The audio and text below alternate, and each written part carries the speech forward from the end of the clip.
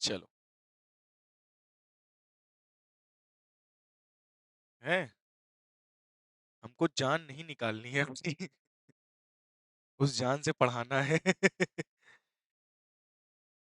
तो भाई आज हम लोग का जो चैप्टर है, क्या नाम है? हेरिडिटी, है ना? एंड इवोल्यूशन मत बोलना, क्योंकि इवोल्यूशन तुम्हारे यहाँ कट गया है, तुम्हारी बुक से इवोल्यूशन पार्ट हट चुका है, ठीक है? तो इसमें केवल हम लोग हेरिडिटी के बारे में जानेंगे। हेरिडिटी क्या होती है, जीन्स क्या होते हैं, एलील्स क्या होती हैं, phenotype ratio, genotype ratio, homologous pair, heterologous pair, है ना? ये सारी चीजों के बारे में जानेंगे। फिर किसी के सेक्स को कैसे डिटरमाइन करते हैं, हमारे अंदर कितने क्रोमोसोम होते हैं, ग्रीगर जोहान मेंडल की पूरी कहानी जानेंगे, ठीक है?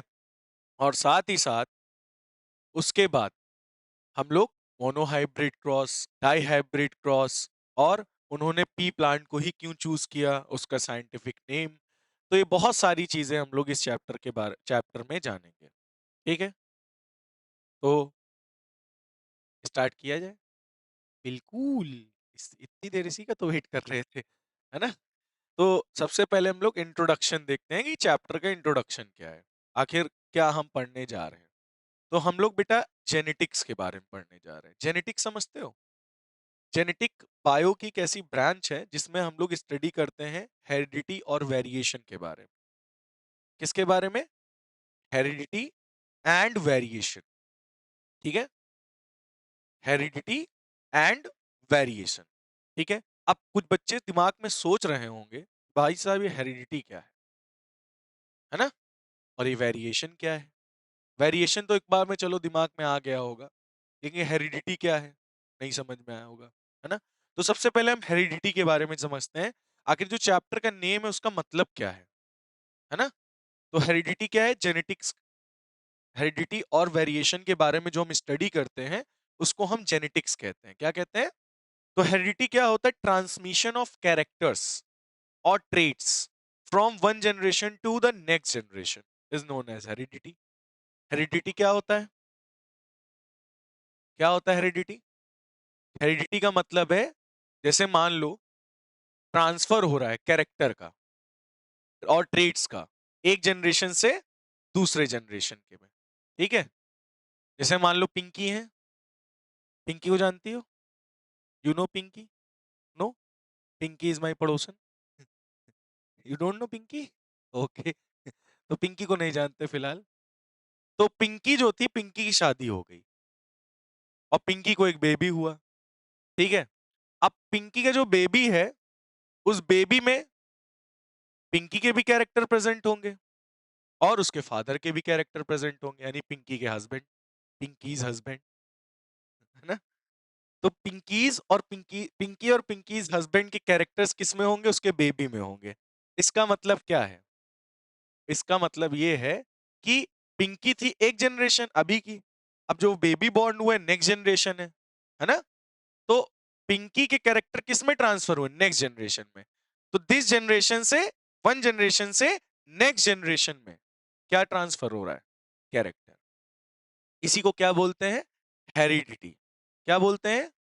अब होपफुली आपको हेरिडिटी समझ में आ गया होगा। अब कैरेक्टर मतलब कैसे कैरेक्टर? अब पिंकी बहुत प्रचंड इंसान है, प्रचंड मतलब गुस्से वाली, तोड़ फोड़ करने वाली, मान लो उसकी नाक ऐसे टेढ़ी ऐसे उठी हुई है पिंकी की, ठीक है? पिंकी के कान ऐसे मुड़े हुए हैं। अब तुम सोचोगे पिंकी पिंकी ही है कि नहीं? तो कहने का मतलब पिंकी के जो कैरेक्टर्स हैं, उसके बाल जो थे वो ट्रायंगुलर शेप में थे। है नहीं, हाँ। ट्रायंगुलर शेप मतलब समझ रहे हो? ट्रायंगल शेप के थे सारे बाल। तो अब जो उसका बेबी पैदा हुआ, अब वही कैरेक्टर बेबी के भी आ गए, उसकी भी नाक उठी हुई। एक पापा का कैरेक्टर भी आ गया, पापा लंबे थे, पिंकी बौनी थी, ठीक है? बात समझ में आई? तो कहने का मतलब ये है कि पिंकी के कैरेक्टर्स और उसके पिंकीज हस्बैंड के कैरेक्टर्स, पिंका के दोनों के कैरेक्टर उसके बेबी में चले गए। तो इस प्रोसेस को क्या बोलते हैं? हेरिडिटी। हेरिडिटी का मतलब क्या होता है? ट्रांसफर ऑफ कैरेक्टर फ्रॉम और ट्रेट्स ट्रेट्स अनदर ट्रेट्स क्या होते हैं? Another form of character. तो ट्रेट्स को क्या कहते हैं? ट्रेट्स क्या है? It is the alternative form of character. ठीक है, तो कैरेक्टर और ट्रेट्स एक जनरेशन से दूसरे जनरेशन में ट्रांसफर होते हैं। तो हेरिडिटी का मतलब समझ में आ गया क्या होता है? क्या होता है, समझ में आया? ठीक है, अब हम लोग आगे बढ़ते हैं। अब नेक्स्ट आता है हेरिडिटी, तो हमें समझ में आ गया। अब वेरिएशन क्या होता है? वेरिएशन मतलब समझते हो? अब पिंकी की नाक ऐसे थी, लेकिन पिंकी की जो ठुड्डी थी वो सीधी थी। ये ठुड्डी होती है, वो सीधी थी, लेकिन उसके बच्चे की ठुड्डी ऐसे मुड़ी हुई थी, है ना? अब पिंकी के ईयर लोब फ्री थे, लेकिन उसके बच्चे के ईयर लोब अंदर ऐसे चिपके हुए थे। पिंकी अपनी टंग को रोल कर पा रही थी, उसका बच्चा टंग को रोल नहीं कर पा रहा था। तो इससे आप क्या समझे? ये क्या है? वेरिएशन। पिंकी की आंखें ब्राउन थी, लेकिन जो उसका बेबी हुआ उसकी आंखें ब्लू हैं। तो ये क्या है? ये क्या है? Difference, variation, changes. जब एक जनरेशन से दूसरे जनरेशन में कैरेक्टर्स का ट्रांसफर होता है, तो उसमें कुछ ना कुछ कैरेक्टर्स वो वेरिएशन हो जाता है। ठीक है, और उसी वेरिएशन की वजह से हमारी बॉडी अपडेट हो जाती है। क्या हो जाती है? अपडेट। बात समझ में आ गई? क्लियर हो गई बात? तो वेरिएशन क्या होता है? Difference in the characters between the parents and offspring. Offspring बोला जा रहा है ना, ऑफस्प्रिंग मतलब बेबी की बात हो रही है, और पेरेंट तो समझते ही होगे। तो पेरेंट और बच्चे में जो भी डिफरेंसेस हैं कैरेक्टर्स में, वो कैरेक्टर्स के डिफरेंसेस को हम लोग वेरिएशन कहते हैं। क्या बोलते हैं? क्या बोलते हैं? वेरिएशन। तो कितने बच्चों को वेरिएशन समझ में आ गया क्या होता है? हेरिडिटी क्लियर हो गया है? तो चैप्टर क्या है, क्या पढ़ने जा रहे हैं, कुछ समझ में आया? कि कैरेक्टर कैसे ट्रांसफर, कैरेक्टर का ट्रांसफर हो रहा है, कौन से कैरेक्टर आ रहे हैं हमारे अंदर, या कौन से कैरेक्टर नहीं आ रहे हैं, चेंजेस दिख रहा है यानी वेरिएशन है। इन्हीं सब चीजों के बारे में हम लोग स्टडी करते हैं। तो बेसिकली हम लोग जेनेटिक्स, हम लोग इसकी स्टडी को क्या बोलते हैं?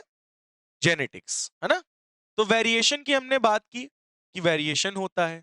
अब वेरिएशन भी दो टाइप्स के होते हैं, एक होता है सोमैटिक वेरिएशन, और एक कौन सा होता है? Genetic variation. ठीक है, तो सोमैटिक मतलब क्या समझ में आ रहा होगा आपको? सोमैटिक मतलब ऊपरी लेवल, फिजिकल लेवल से। फिजिकल मतलब जैसे हमारी बॉडी की स्किन, ये सोमैटिक सेल्स हैं। ये बॉडी के सेल्स क्या है सब? सोमैटिक सेल्स इनको कहते हैं। बॉडी के सेल्स को क्या बोलते हैं बेटा? Somatic cells. ठीक है, तो सोमैटिक वेरिएशन क्या होता है? हमारे बॉडी सेल्स में होता है। It is neither inherited nor transmitted. ये जो वेरिएशन होता है, ये हमें पेरेंट्स से नहीं मिलता। ये जो वेरिएशन हमारी बॉडी में आता है ऊपर से, ये हमारे पेरेंट्स के द्वारा ना इनहेरिट होता है ना ट्रांसमिट होता है। ठीक है, it is also known as acquired trait. इसको हम एक्वायर्ड ट्रेट कहते हैं। ये जो होता है cutting of tails in dog. अब जैसे मान लो पिंकी है, पिंकी ने कुत्ता खरीदा, और मान लो कुत्ता है रॉटविलर। रॉटविलर जानते हो ना? अब उसके पूंछ होती कि नहीं होती? होती है, उसके पूंछ होती है। अब उसने जहां से खरीदा था, उसकी जो रॉटविलर की मदर थी, उसके पूंछ थी। अब जो इन्होंने बच्चा लिया, बच्चे की पूंछ इन्होंने कटवा दी, तो उसकी बॉडी में क्या हो गया? वेरिएशन। अब उस रॉटविलर के पूंछ है? नहीं है। तो ये वेरिएशन है कि नहीं है? है, लेकिन ऊपर बाहरी लेवल से। सोमैटिक सेल्स में चेंजेस किए गए हैं बाहर से। एक्वायर्ड ट्रेट, ये क्या उसकी मदर से आए थे उस डॉगी में, रॉटविलर में? नहीं, ये बाहर से जो चेंज हुआ उसको हम लोग क्या कहते हैं? Somatic variation. अब जैसे ये बताओ, अब मम्मी पापा लोग के कान में छेद होता है पहले से? नहीं। जब बच्चा पैदा होता है तो क्या उसके कान में छेद होता है? नहीं। लेकिन पिंकी ने अपने बच्चे के क्या करा दिया? कान में छेद करा दिया, बाली पहनाने की, नाक में छेद करा दिया, का नोजपिन पहनाने के लिए। तो कहने का मतलब क्या है? कि जो ऊपरी लेवल से बॉडी सेल्स में जो चेंजेस वेरिएशन कर रहे हैं हम लोग, जो एनवायरनमेंट से हमें चेंजेस मिल रहा है, उसे एक्वायर्ड ट्रेट या सोमैटिक वेरिएशन कहते हैं। ठीक है, ये हमारे पेरेंट्स से हमारे अंदर नहीं आए हैं, ये हम यहीं पे जब आए हैं तो वेरिएशन हुआ। अपनी बॉडी पे हम लोगों ने जो कराया है उसे कहते हैं सोमैटिक वेरिएशन। ये हमारे पेरेंट्स से हमें नहीं मिले हैं, ये हमने खुद आकर यहाँ कराया है ना। ऐसे कुछ कुछ लोग देखो कान छिदवा लेते हैं, नाक छिदवा लेते हैं। अब नाक छोड़ो, यहाँ से 2-3 छिदवा ली, कान यहाँ से यहाँ तक छिदवावत है, यहाँ से यहाँ तक, और पता नहीं कहाँ कहाँ बाली लगावत है, अभी तक नहीं बता सके। अब हाँ, यहाँ लगवा लेते हैं, यहाँ यहाँ लगवा लेते हैं, कोनो कोनो जीभ में घुसड़े वाले होते हैं। तो कहने का मतलब है, अब आता है जेनेटिक वेरिएशन। ये सोमैटिक वेरिएशन था जो अभी मैंने आपको बताया। अब कौन सा वेरिएशन आता है? सोमैटिक वेरिएशन क्लियर हो गया। नेक्स्ट आता है जेनेटिक। जेनेटिक वेरिएशन क्या होता है? जो कि गैमीट्स के थ्रू होता है, रिप्रोडक्टिव सेल्स के द्वारा। ये हमारे पेरेंट्स के द्वारा हमारे अंदर आता है। ये जो भी चेंजेस अगर कैरेक्टर्स में हो रहे हैं, जो पेरेंट्स के थ्रू हो रहा है, वो जेनेटिक वेरिएशन है। ये इनहेरिटेड ट्रेट है। जैसे ये बताओ, हमारी हाइट हमारे पेरेंट्स पर डिपेंड करती है नहीं करती? करती है। अगर पापा मम्मी दोनों बौने होंगे तो हम भी बौने होंगे, सीधी सी बात है। अब पापा मम्मी दोनों लंबे हैं, कोई एक भी लंबा है तो एक का कैरेक्टर मान लो किसी का आ गया लंबे का, तो हम लंबे हो जाएंगे, नहीं तो बौने ही रहेंगे। लोग वही भटुल्ले कहेंगे, अब भटुल्ले इधर आओ, ऐसे बोलेंगे, है ना। तो कहने का मतलब ये जो हाइट का है, ये है जेनेटिक वेरिएशन। क्या है बेटा ये? Genetic variation. ठीक है। अच्छा, स्किन कलर, अब ये बताओ, क्या ये जो हमारे स्किन का कलर है हम यहाँ पे आके डिसाइड करते हैं? नहीं। अब पापा नाइजीरिया से हैं तो कालिन तो ही बे, है ना। नहीं, साउथ अफ्रीका से होंगे तो काले ही तो होंगे हम लोग। भाई डिपेंड करता है पेरेंट्स पर कि उनके स्किन का टोन कैसा है। टोन मतलब कलर। स्किन टोन जैसा होगा वैसे ही स्किन टोन हमारे भी इनहेरिट होता है। ये पेरेंट्स के द्वारा हमसे हमें मिला है। नहीं समझे? किससे मिला है? पेरेंट्स से। समझ में आ गई बात? तो अब जैसे मान लो, अब एक अमेरिकन गर्ल ने शादी कर ली साउथ अफ्रीकन बॉय से। अब वो एकदम डार्क और अमेरिकन गर्ल एकदम वाइट, है ना। अब बेबी कैसा बॉर्न होगा? अब ये मत कहना चित कबरा होगा। नहीं, हो सकता है वो डार्क ब्लैक हो सकता है एकदम वाइट हो, है ना। ये हो सकता है सांवला रंग निकल जाए, है ना। तो बहुत सारे स्किन टोन होते हैं, तो चॉकलेटी बॉय हो जाए, ये चॉकलेटी गर्ल हो जाए। चॉकलेटी कलर नहीं जानते? ब्राउनी, उसको चॉकलेटी कलर कहते हैं। समझे कि नहीं समझे? तो ये कौन सा ट्रेट है? वेरिएशन है, जेनेटिक वेरिएशन। कौन सा वेरिएशन है बेटा? Genetic variation. होपफुली आपको ये बात, हमें आशा है कि आप लोगों को हमारी ये वाणी समझ में आई होगी। नहीं आई? नहीं आई? आई। चलो, तो आपको होपफुली यहां तक क्लियर हो गया होगा टाइप्स ऑफ वेरिएशन। अब वेरिएशन तो हमारे अंदर हो ही रहे हैं एक जनरेशन से दूसरे जनरेशन में। अब ये जनरेशन, अब मान लो पिंकी हुई, पिंकीज का फिर बेबी हुआ, उसका बेबी बड़ा हुआ, उसका बेबी हो गया, अब उस बेबी का बेबी हो गया बड़ा होके, उस बेबी का बेबी हो गया, है ना। तो अब ये generation by generation by generation by generation क्या हो रहा है? ये जो वेरिएशन हो रहा है वो धीरे धीरे इकट्ठा हो रहा है हमारी बॉडी में, और उसकी वजह से हम क्या हो जाएंगे? अपग्रेड। हमारी बॉडी एकदम नए तरीके से बन जाएगी, अपग्रेड हो जाएगी हमारी बॉडी। अच्छा, मान लो पिंकी बंदरिया थी। पिंकी क्या थी? बंदरिया, एप्स थी मान लो। ठीक है।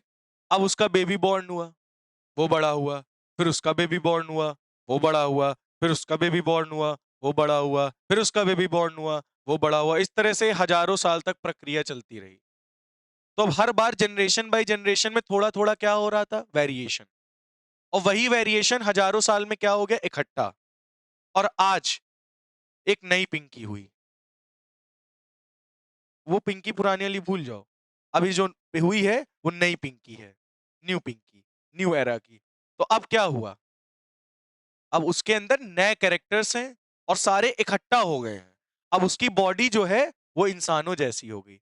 अब एप्स जैसी नहीं है उसकी बॉडी। मतलब उसकी बॉडी क्या हो गई? वेरिएशन के इकट्ठा होने की वजह से। इकट्ठा को कहते हैं एक्यूमुलेट। जब वेरिएशन एक्यूमुलेट होता है तो इवोल्यूशन होता है। तो वो एप से, पुरानी एप से पिंकी क्या बन गई? नई ह्यूमन पिंकी बन गई। समझ में आई पिंकी इस कहानी? नहीं आई? ठीक है, तो वेरिएशन बेटा जो होता है जब रिप्रोडक्शन होता है, ठीक है, ऑर्गेनिज्म मल्टीप्लाई सेक्सुअली या एसेक्सुअली, चाहे मल्टीप्लाई कर रहे हो सेक्सुअली या चाहे एसेक्सुअली, किसी भी तरह से अगर रिप्रोडक्शन हो रहा है तो जनरेशन बाय जनरेशन वेरिएशन क्या होता है? एक्यूमुलेट। ठीक है, लेकिन variation asexual reproduction, asexual reproduction में उतना अच्छा वेरिएशन नहीं होता, उतना ज्यादा वेरिएशन नहीं होता। वेरिएशन आर फ्यूअर, फ्यूअर मतलब बहुत ही कम वेरिएशन होता है। अगर कहीं पर एसेक्सुअल रिप्रोडक्शन आपको दिखे तो समझ जाना वहां पे वेरिएशन कम होगा। क्या होगा? अच्छा सोचो तुम खुद ही अमीबा है, उसके अंदर सिंगल डीएनए है, वो एक डीएनए दो डीएनए में ब्रेक हुआ, दो डीएनए से दो न्यूक्लियस बन गए, दो न्यूक्लियस से दो अमीबा बन गए। अब दो अमीबा मिले, एक ही अमीबा से तो दो अमीबा बने हैं। कोई नया डीएनए आया क्या उनके अंदर? नहीं, बस वही डीएनए की जो कॉपी हुई होगी, एक से दो डीएनए जब बने थे तो कॉपी में हल्का फुल्का वेरिएशन हुआ होगा, जिसकी वजह से उनके अंदर थोड़ा सा वेरिएशन आया होगा। अभी थोड़ी ना पूरी बॉडी में बहुत सारे चेंजेस आए होंगे, बहुत हल्का वेरिएशन आता है क्योंकि कोई नया डीएनए तो उसमें मिक्स नहीं हुआ। तो इसे कहते क्या है? एसेक्सुअल रिप्रोडक्शन में बहुत ही कम वेरिएशन होता है, occurs due to small inaccuracies in DNA copying, DNA copying की वजह से इसमें बहुत ही कम वेरिएशन होता है। एक टर्म यहां लिखा हुआ बेटा, म्यूटेशन। क्या होता है म्यूटेशन? म्यूटेशन का मतलब होता है सडन चेंज इन डीएनए और genes, sudden changes in DNA. ध्यान से सुनना बेटा, मेरी हर एक जो मैं एक टर्म का मतलब बता रहा हूं उसको ध्यान से सुन लेना और दिमाग में चढ़ा लेना, तभी ये चैप्टर आपको आएगा। ठीक है, तो म्यूटेशन का मतलब क्या होता है? सडन चेंजेस इन डीएनए और जीन्स। हमारे डीएनए में जो सडनली चेंज आ जाता है उसको और उसकी वजह से पूरी बॉडी चेंज हो जाती है या बीमारी हो जाती है, उसको हम लोग म्यूटेशन कहते हैं। और ये होता किसकी वजह से? सनलाइट, यूवी रेस की वजह से डीएनए चेंज हो जाता है अचानक से, सडन। तो समझा? Very good. अब सेक्सुअल रिप्रोडक्शन की बात करें, आपको पता होगा सेक्सुअल रिप्रोडक्शन में टू पेरेंट्स की नीड होती है। अब मान लो पिंकी और पिंकी इसका हस्बैंड है, ठीक है, अब दोनों अलग अलग हैं। अब पिंकीज हस्बैंड में दूसरा डीएनए होगा, पिंकी के अंदर दूसरा डीएनए होगा। अब दोनों ने कपलेशन किया, इंटरकोर्स हुआ, अब क्या होगा? उनका स्पर्म निकला और ओवम दोनों मिक्स हो गए। अब स्पर्म में मेल का डीएनए, ओवम में फीमेल का डीएनए, दोनों मिक्स होंगे तो दोनों का डीएनए का हाइब्रिड बनेगा ना, मतलब इसमें बहुत सारा वेरिएशन होगा, मतलब सेक्सुअल रिप्रोडक्शन में बहुत ज्यादा वेरिएशन दिखता है, ठीक है, इन कंपैरिजन टू एसेक्सुअल। ठीक है, तो occurs due to crossing over, क्योंकि इसमें क्रॉसिंग ओवर होता है, सेपरेशन ऑफ क्रोमोसोम, और हमारे अंदर भी म्यूटेशन होता है। जैसे मान लो हम चल रहे हैं, सनलाइट हमारे उसमें पड़ रही है स्किन पे, वैसे तो स्किन इम्परमिएबल है, लेकिन मान लो बहुत ज्यादा यूवी रेस के हम कांटेक्ट में आ जाएं तो हमारे डीएनए को चेंज कर देती है तुरंत की तुरंत, सडन चेंज। तो हमारी शरीर में बहुत तगड़ी बीमारी आ जाती है कोई ना कोई, जैसे ही डीएनए चेंज हुआ वैसे ही हमारी बॉडी में कोई ना कोई चेंजेस दिखाई पड़ेगा। अब वो हो सकता है हमारे लिए अच्छा हो या हो सकता है हमारे लिए खराब हो, तो उसे हम क्या कहते हैं? म्यूटेशन। क्या बोलते हैं बेटा? म्यूटेशन। तो सबसे ज्यादा वेरिएशन किस में देखने को मिलता है? सबसे ज्यादा वेरिएशन हमें सेक्सुअल रिप्रोडक्शन में देखने को मिलता है, एसेक्सुअल में बहुत ही कम वेरिएशन होता है। तो वेरिएशन की महत्ता क्या है, इंपॉर्टेंस क्या है?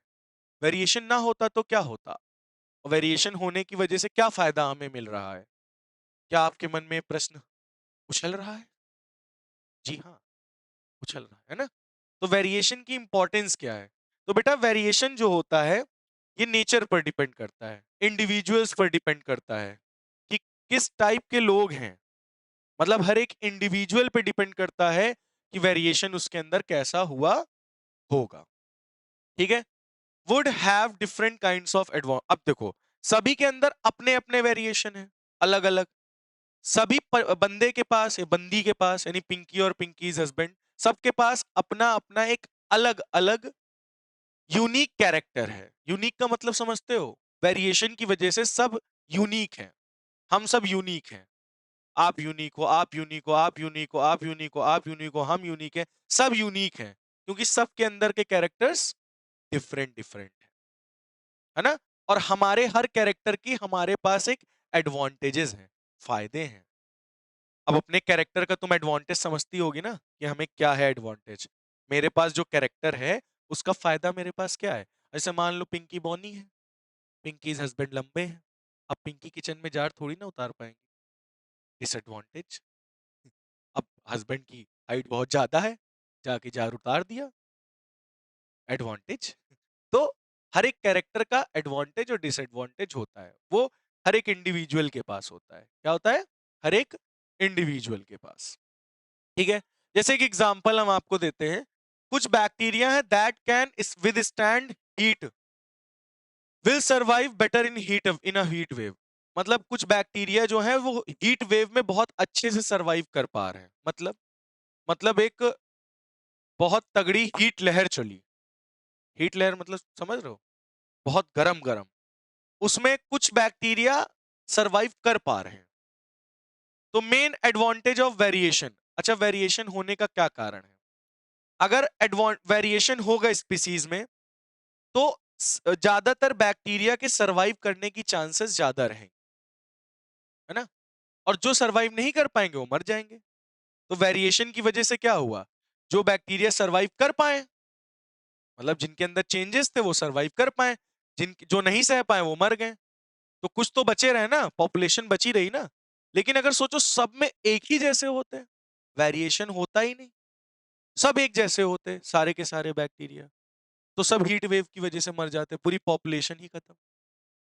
तो वेरिएशन इज अ क्या है, यूजफुल, यूजफुल है ना, एडवांटेज है ना इसका।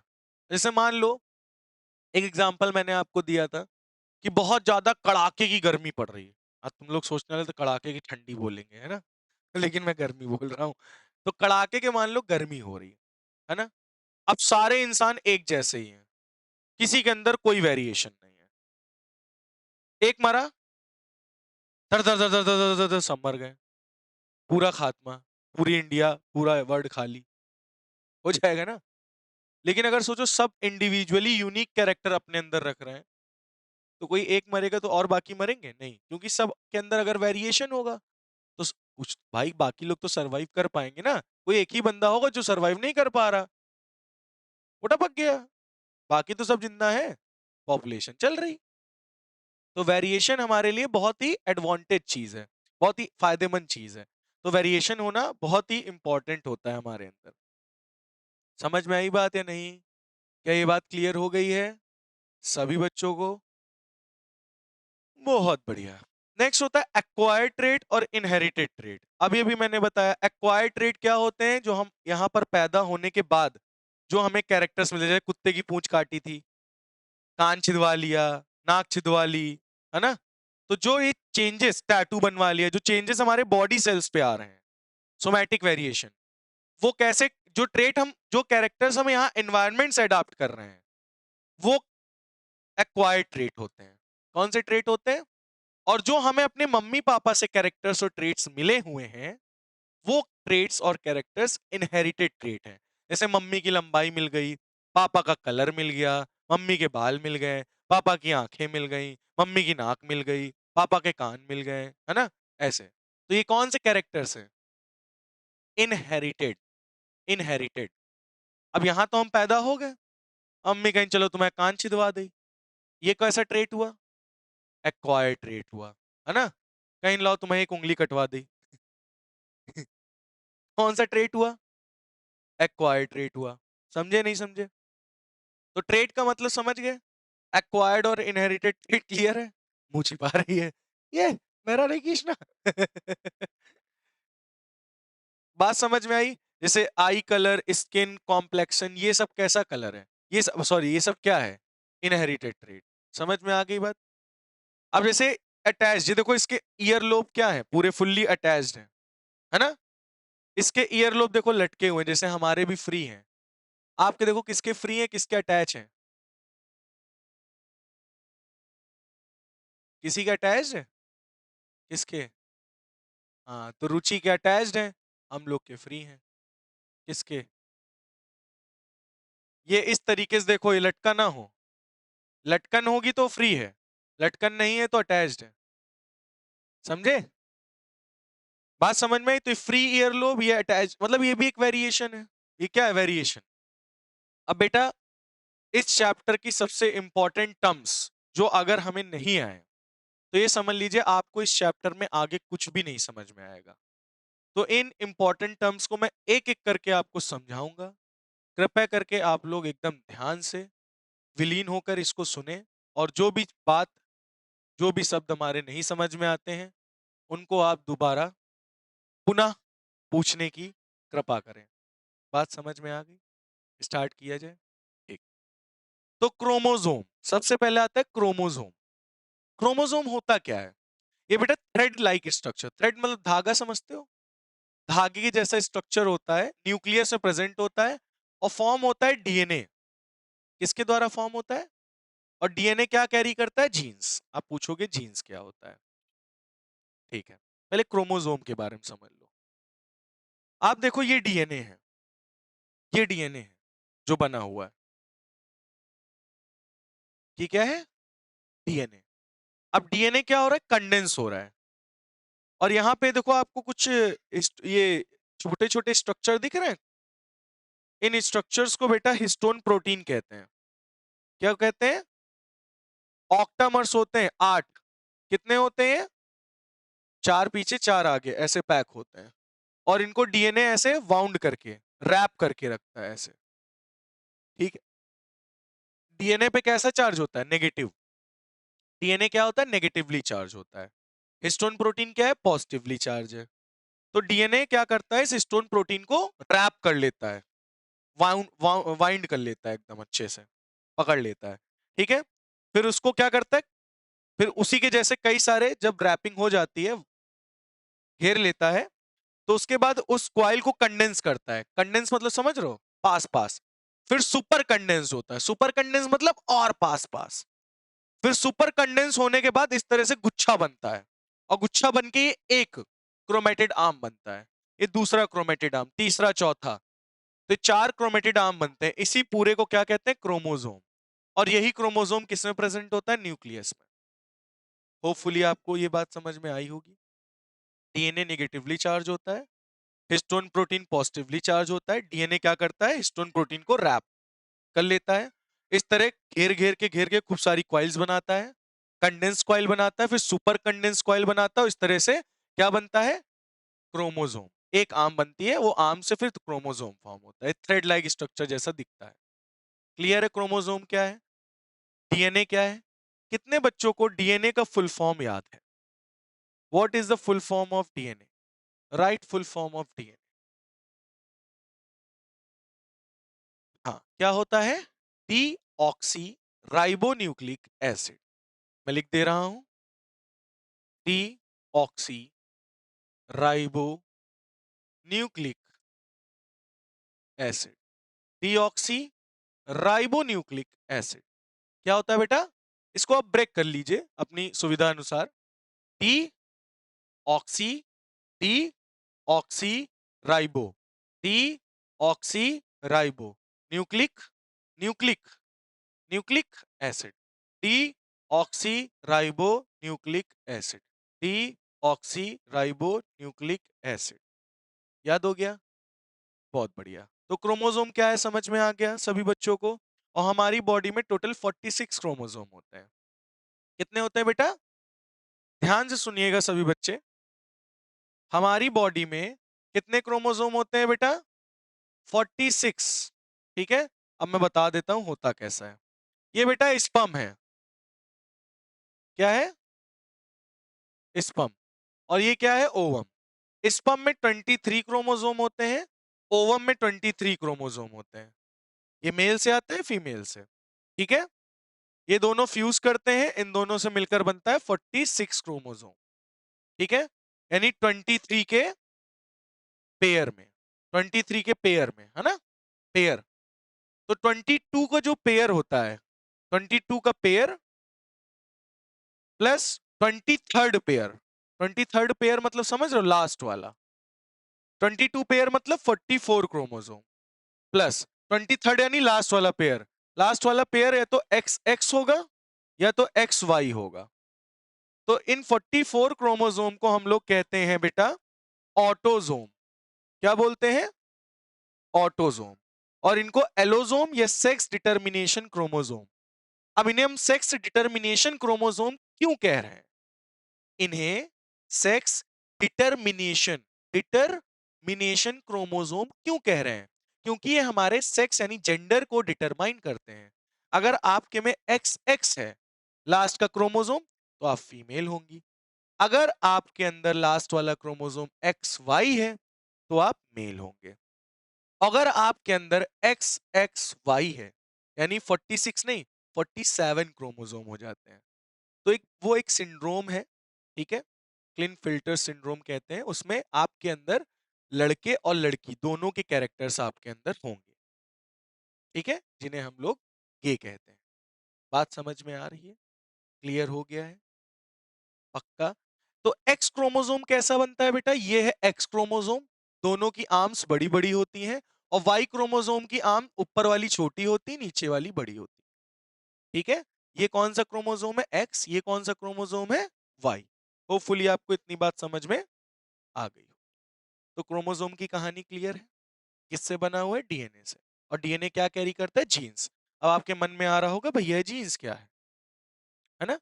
Gene, it is the unit of DNA on chromosome which govern the synthesis of one protein that control a specific characteristic of an organism.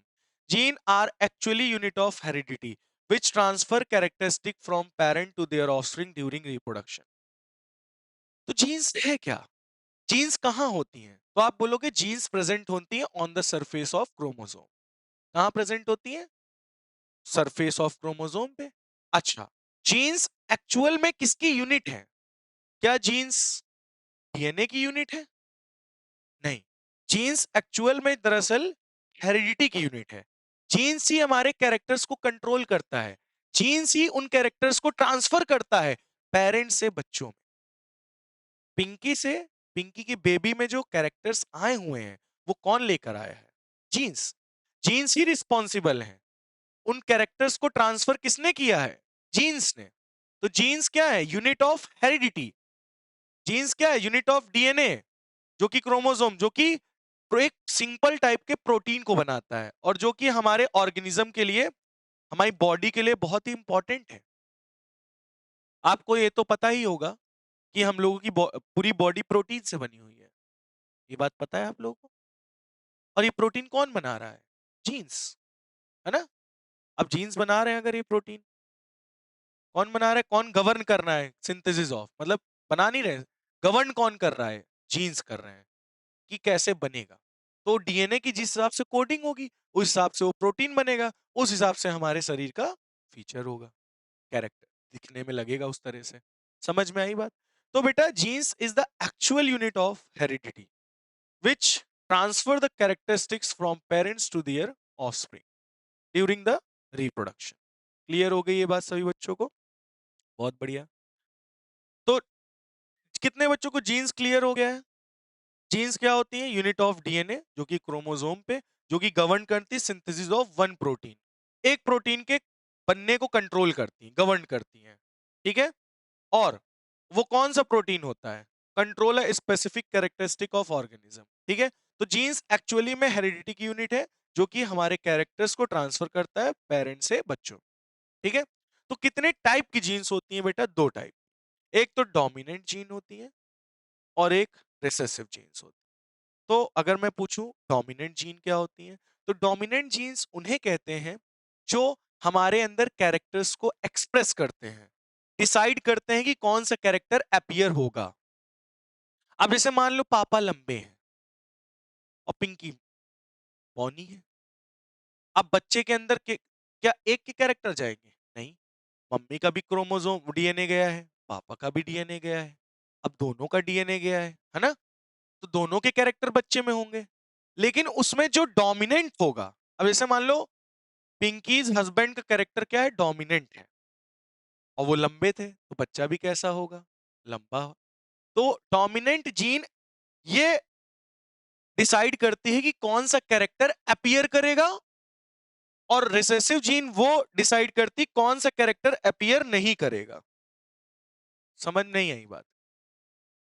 तो डोमिनेंट जीन्स डिसाइड करती है appearance of an organism even in the presence of an alternative contrasting gene is a dominating gene. It is represented by capital letter. और dominant gene को बेटा हम लोग हमेशा capital letter से रिप्रेजेंटेट करते हैं।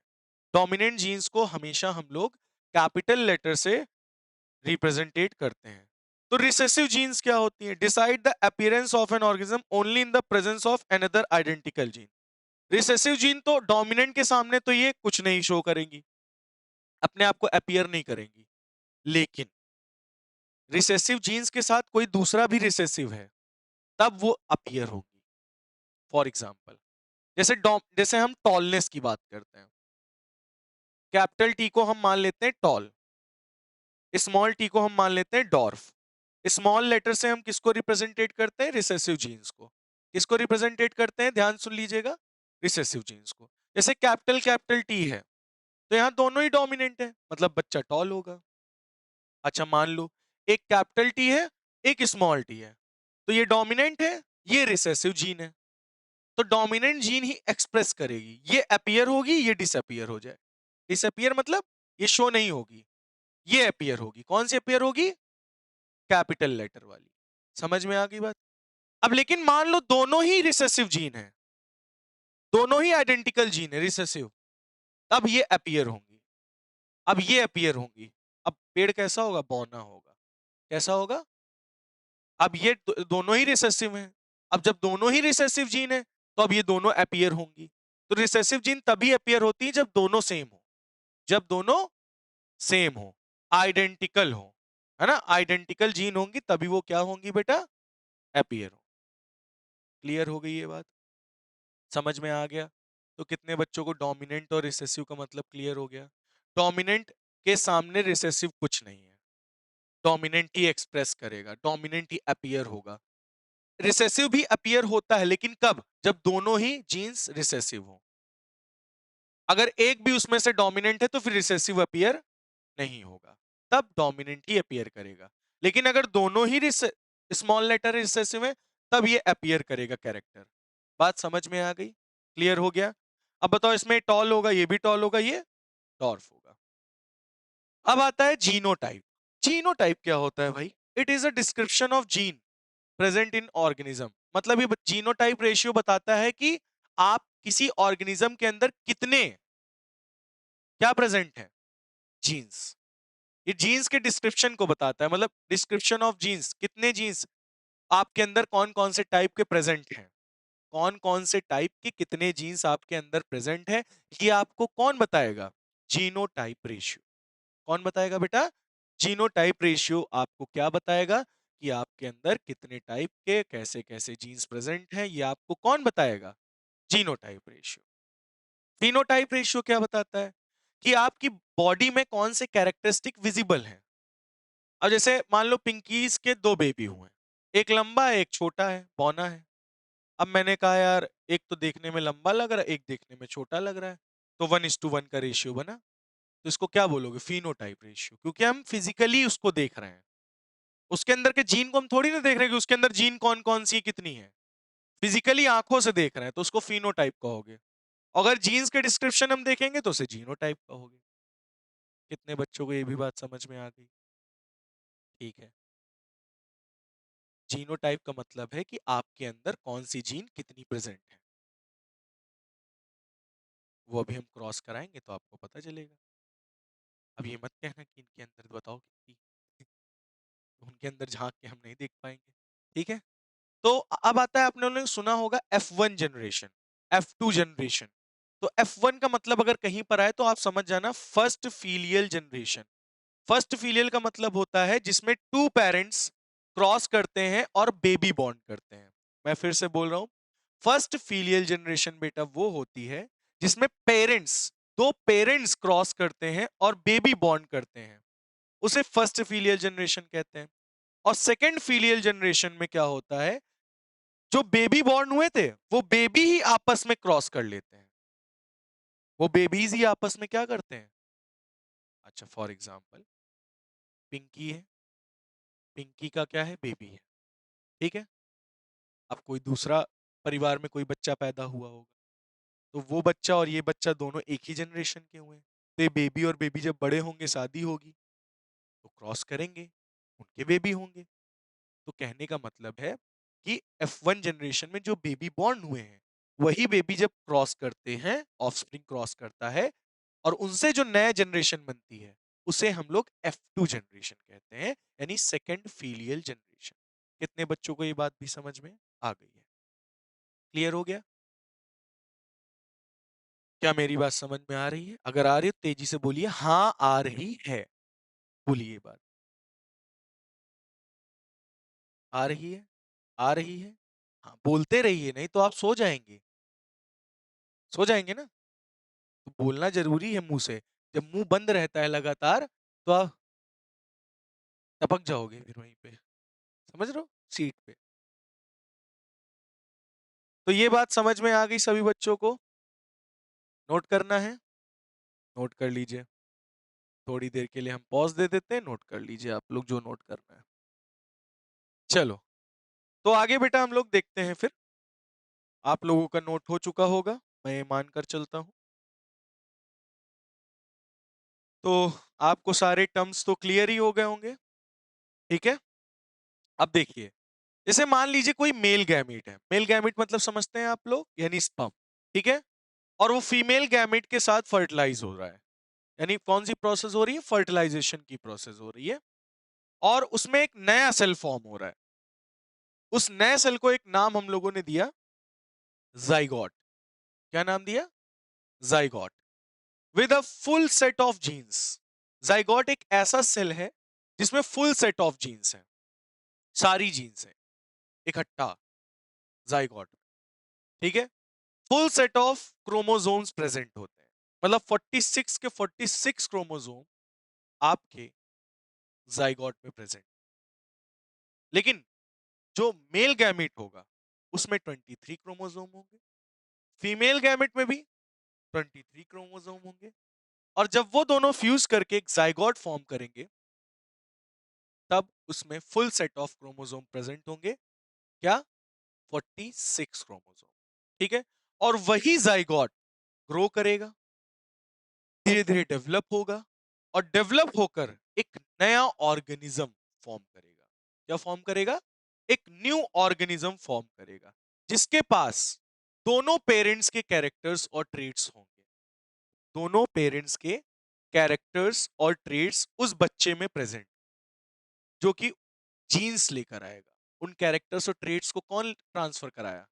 जीन्स, ठीक है। तो two genes, a pair of genes responsible for a particular character.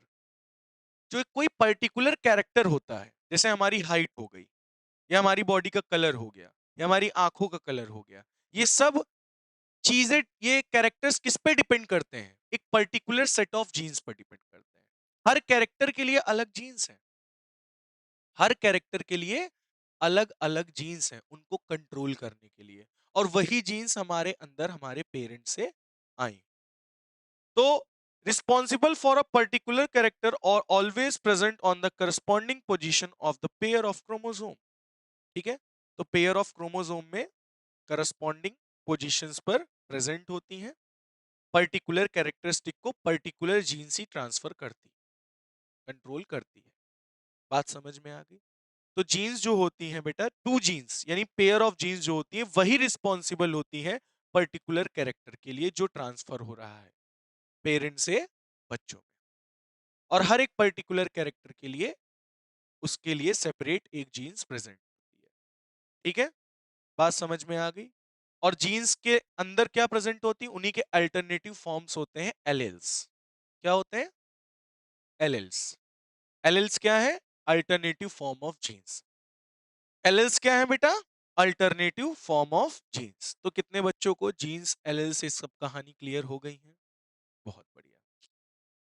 तो अब एक साइंटिस्ट है जिनका नाम है ग्रिगोर जोहान मेंडल। क्या नाम है? Grigor Johan Mendel. Grigor Johan Mendel 1822 से 1884 तक की इनकी थी लाइफलाइन, लाइफलाइन नहीं मतलब इन्होंने एक्सपेरिमेंट किया था, है ना। ये ऑस्ट्रियन मॉन्क हैं, इन्होंने इनहेरिटेंस के बारे में एक टी प्लांट लिया था, मटर का पेड़ लिया था और इनहेरिटेंस के बारे में स्टडी किया था। इनको हम लोग फादर ऑफ जेनेटिक्स कहते हैं क्योंकि स्टार्टिंग इन्होंने ही की थी।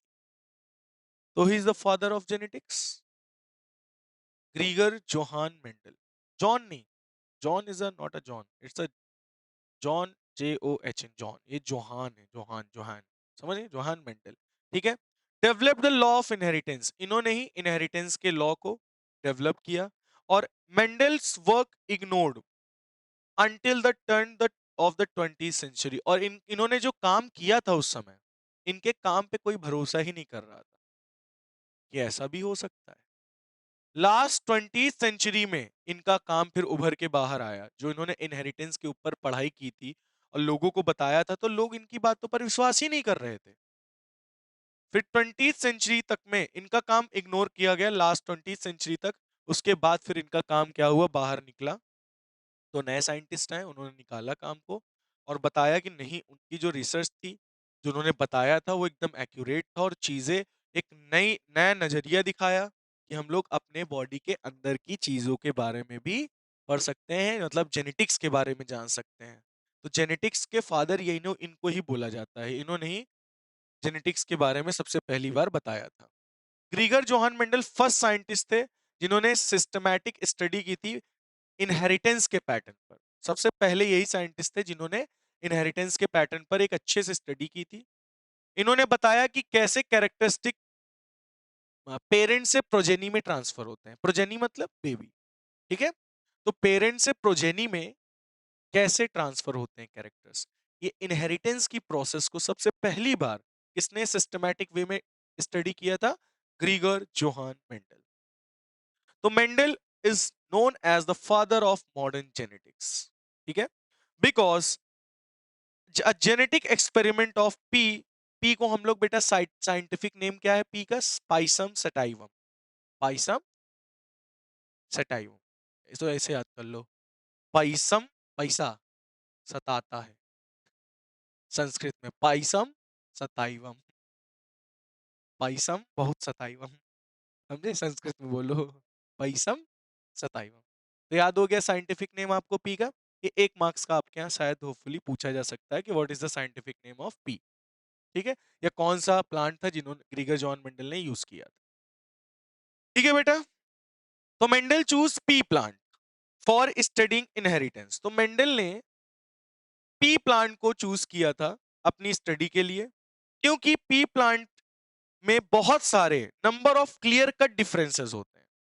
क्योंकि मटर का पेड़ एक ऐसा पेड़ है, क्योंकि उसमें बहुत सारे डिफरेंसेस क्लियर कट दिखते हैं। उसमें तुम्हें ये नहीं कि बहुत अंदर तक जाके खोद खाद के काट पीट के डायसेक्शन करके देखना पड़ेगा, उसमें क्लियर कट वेरिएशन दिखाई पड़ते हैं। किसमें, मटर के पेड़ में। इसलिए इन्होंने मटर का पेड़ लिया था, समझे, क्योंकि मटर के पेड़ पेड़ जो होते हैं वो बड़े भी हो सकते हैं, छोटे भी हो सकते हैं, उनका कलर फ्लावर्स का चेंज हो सकता है, मटर मटर के शेप भी चेंज हो सकते हैं, ठीक है। तो उनमें बहुत सारे क्लियर कट डिफरेंसेस दिखते हैं। बड़ा अच्छा लग गया क्या?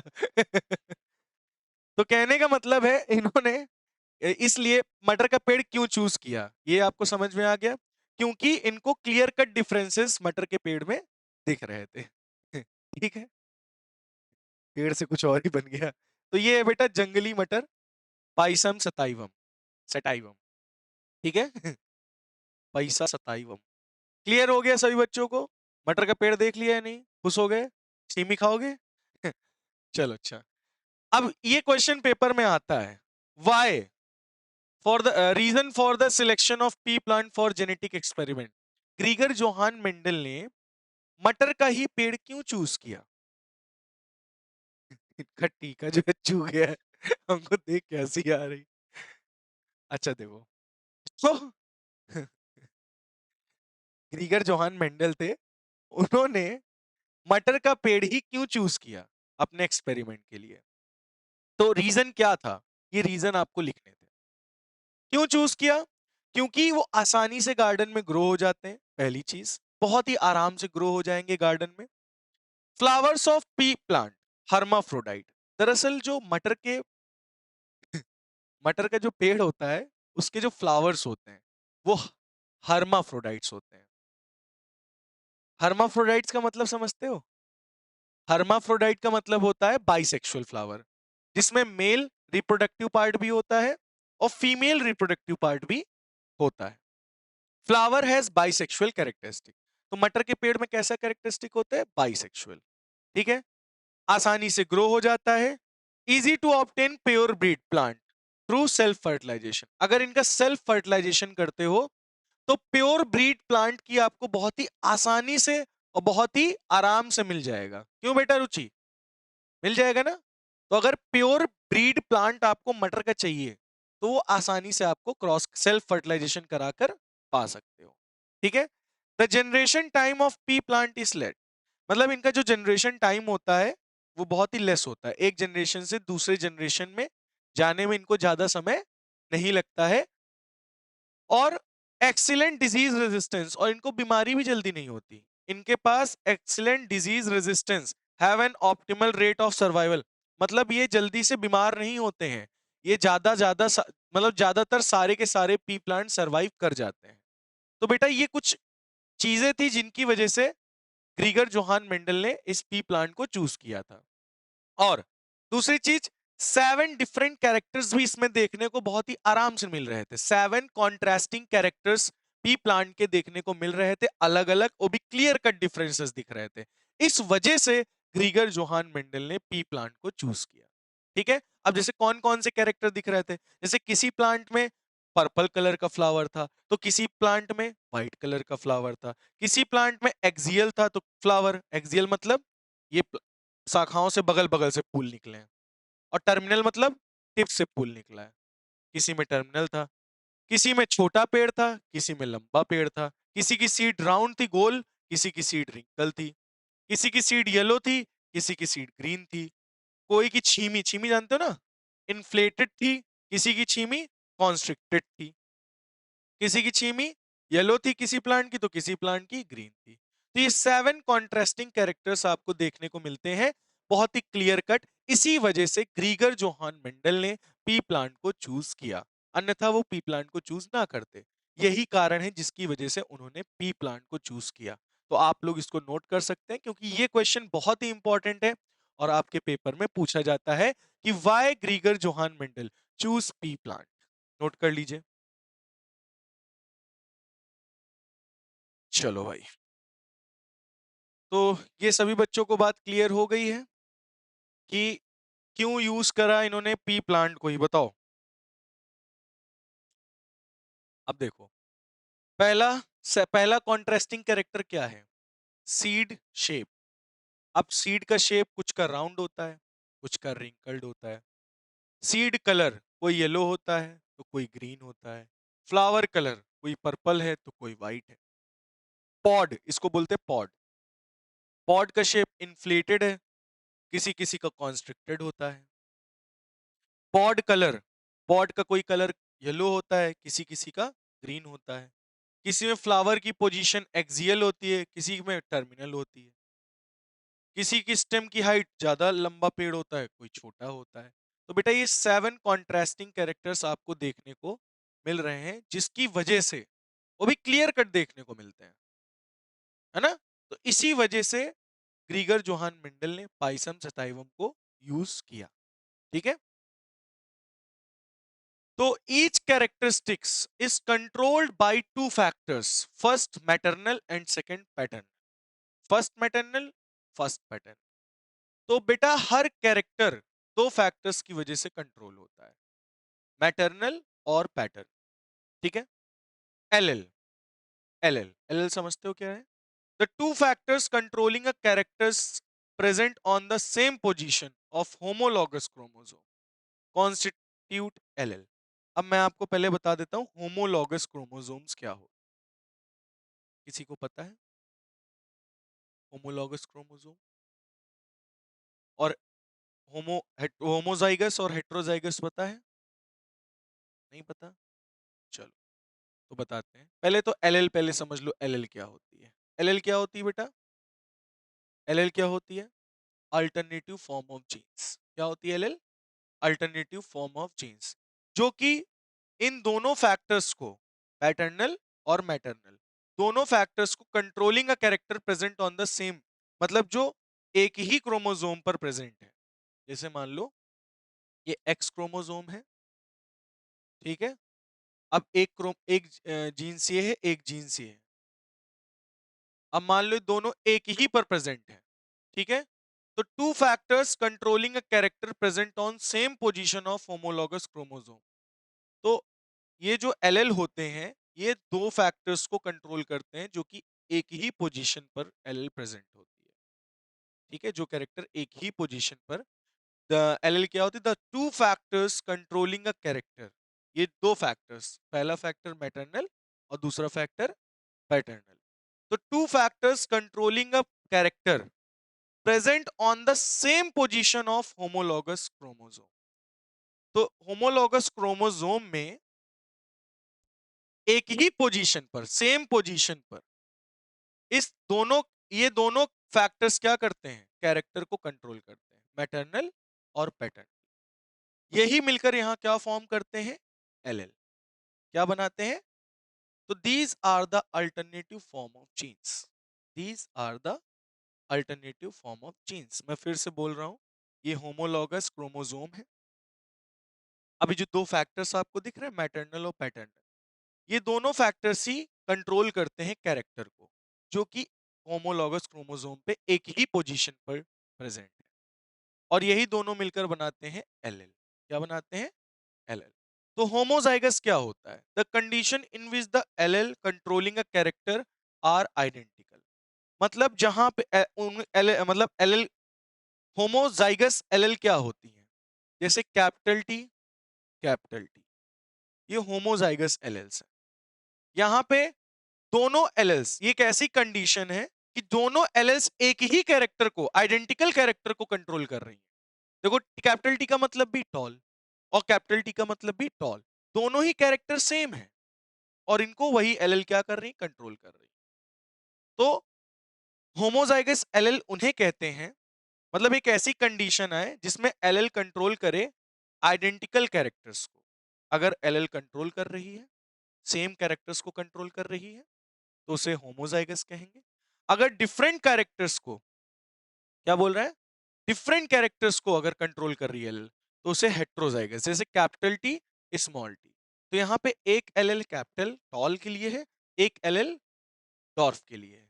तो यहां दो डिफरेंट डिफरेंट कैरेक्टर्स का कंट्रोलिंग हो रहा है एलएल के द्वारा। तो इस एलएल को क्या बोलोगे? Heterozygous LL. और इस एलएल को क्या बोलोगे? Homozygous LL. क्लियर हो गई बेटा सभी बच्चों को ये बात? तो एलएल क्या होती है? एलएल, ये दो फैक्टर्स कंट्रोल करते हैं। ये जो दो फैक्टर्स हैं, मैटरनल एंड पैटर्नल, ये कंट्रोल करते हैं कैरेक्टर को। होमोजाइगस क्रोमोसोम पर एक ही जगह पर प्रेजेंट होते हैं, सेम पोजीशन पर। अब ये दो टाइप के कंडीशन पैदा करते हैं, एक तो होमोजाइगस, एक हेट्रोजाइगस। अगर एलएल आइडेंटिकल कैरेक्टर्स को कंट्रोल कर रही है तो होमोजाइगस, अगर डिफरेंट टाइप्स के कैरेक्टर को एलएल कंट्रोल कर रही है तो हेट्रोजाइगस एलएल। क्लियर हो गई ये बात सभी बच्चों को? बहुत बढ़िया। तो बेटा आता है आपका मोनोहाइब्रिड क्रॉस और डाई हाइब्रिड क्रॉस। तो चलिए मैं आपको मोनोहाइब्रिड क्रॉस पहले समझा देता हूं कि कैसे होता है, क्या होता है ना। मोनोहाइब्रिड क्रॉस का मतलब क्या है, सबसे पहले हम लोग जान लेते हैं।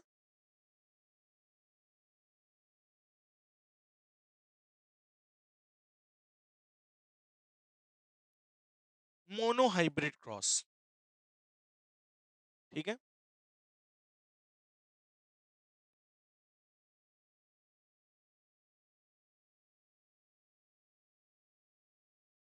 मोनोहाइब्रिड क्रॉस क्या होता है बेटा, बताओ। मोनोहाइब्रिड का मतलब जहां पे सिंगल कैरेक्टर्स क्रॉस कर रहे हो। क्या बोला मैंने? सिंगल कैरेक्टर्स जहां पे क्रॉस करते हैं उन्हें हम मोनोहाइब्रिड क्रॉस। जैसे फॉर एग्जांपल मैं हाइट का केवल क्रॉस करा रहा हूं, तो वहां एक कैरेक्टर है, तो उसे क्या बोलोगे? मोनोहाइब्रिड। अब मैंने कहा मैं कलर का और शेप का दो कैरेक्टर का क्रॉस करा रहा हूं, एक कलर और एक शेप, तो उस क्रॉस को क्या बोलोगे? Dihybrid. अब मैंने कहा मैं कलर, शेप और हाइट तीनों कैरेक्टर का क्रॉस करा रहा हूं, ट्राई हाइब्रिड। और कई सारे कैरेक्टर का क्रॉस करा रहे हैं, पॉली हाइब्रिड क्रॉस। ठीक है, तो अभी मैं एक कैरेक्टर का क्रॉस कराऊंगा। ठीक है, तो मैं क्या करूंगा, एक लूंगा टॉल प्लांट, और टॉल प्लांट के क्रोमोसोम क्या है? Capital T capital T. ये टॉल है, इसका मतलब क्या है? टॉल। और कहीं पर अगर मिल जाए स्मॉल टी, ये क्या है? डॉर्फ। ये कैसा प्लांट होगा? छोटा। ये कैसा होगा? लंबा। ये हो गया टॉल, और ये हो गया बेटा आपका डॉर्फ प्लांट। क्या ये बात आपको समझ में आ गई है? क्लियर हो गया है? दोनों ही आपको दिख रहे होंगे होमोजाइगस एलेल्स हैं, है ना? ये हेट्रोजाइगस है, होमोजाइगस एलेल्स हैं, क्योंकि एक ही कैरेक्टर को दोनों एलेल कंट्रोल कर रहे हैं। समझ में आ गई बात? अच्छा, तो होमोजाइगस है, ठीक है। अब हमने एक, दोनों ही हाइट है, टॉलनेस और डॉफनेस हाइट ही तो है, तो हमने एक ही कैरेक्टर लिया है यहाँ पे और एक कैरेक्टर को क्रॉस कराएंगे। तो सबसे पहले इन एलेल्स को, यानी इन जीन्स को क्या करेंगे हम? Separate. Capital T capital T. इधर फिर इनको क्या करेंगे? Separate. Small T small T. अब आपको पता है डोमिनेंट को हम लोग कैपिटल लेटर से लिखते हैं, मतलब ये दोनों डोमिनेंट हैं। और स्मॉल लेटर एलेल्स को किससे लिखते हैं? स्मॉल लेटर से, है ना?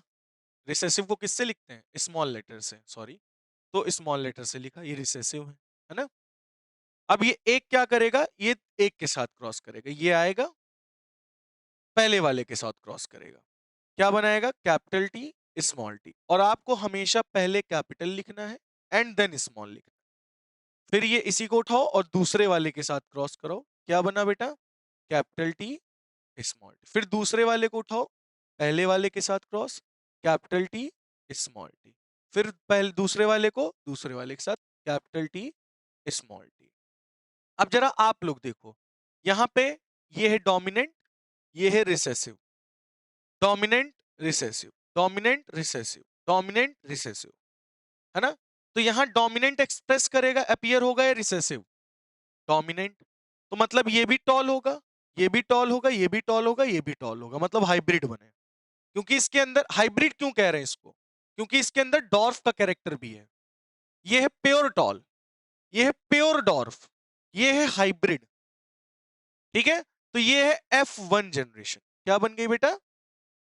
F1 generation. और F2 जनरेशन में आपको याद होगा, इन्हीं प्रोजेनिस को उठाना है। उठा लो दो लोग को, capital T small T, capital T small T. अब इनको क्या कर लोगे आप? सेपरेट।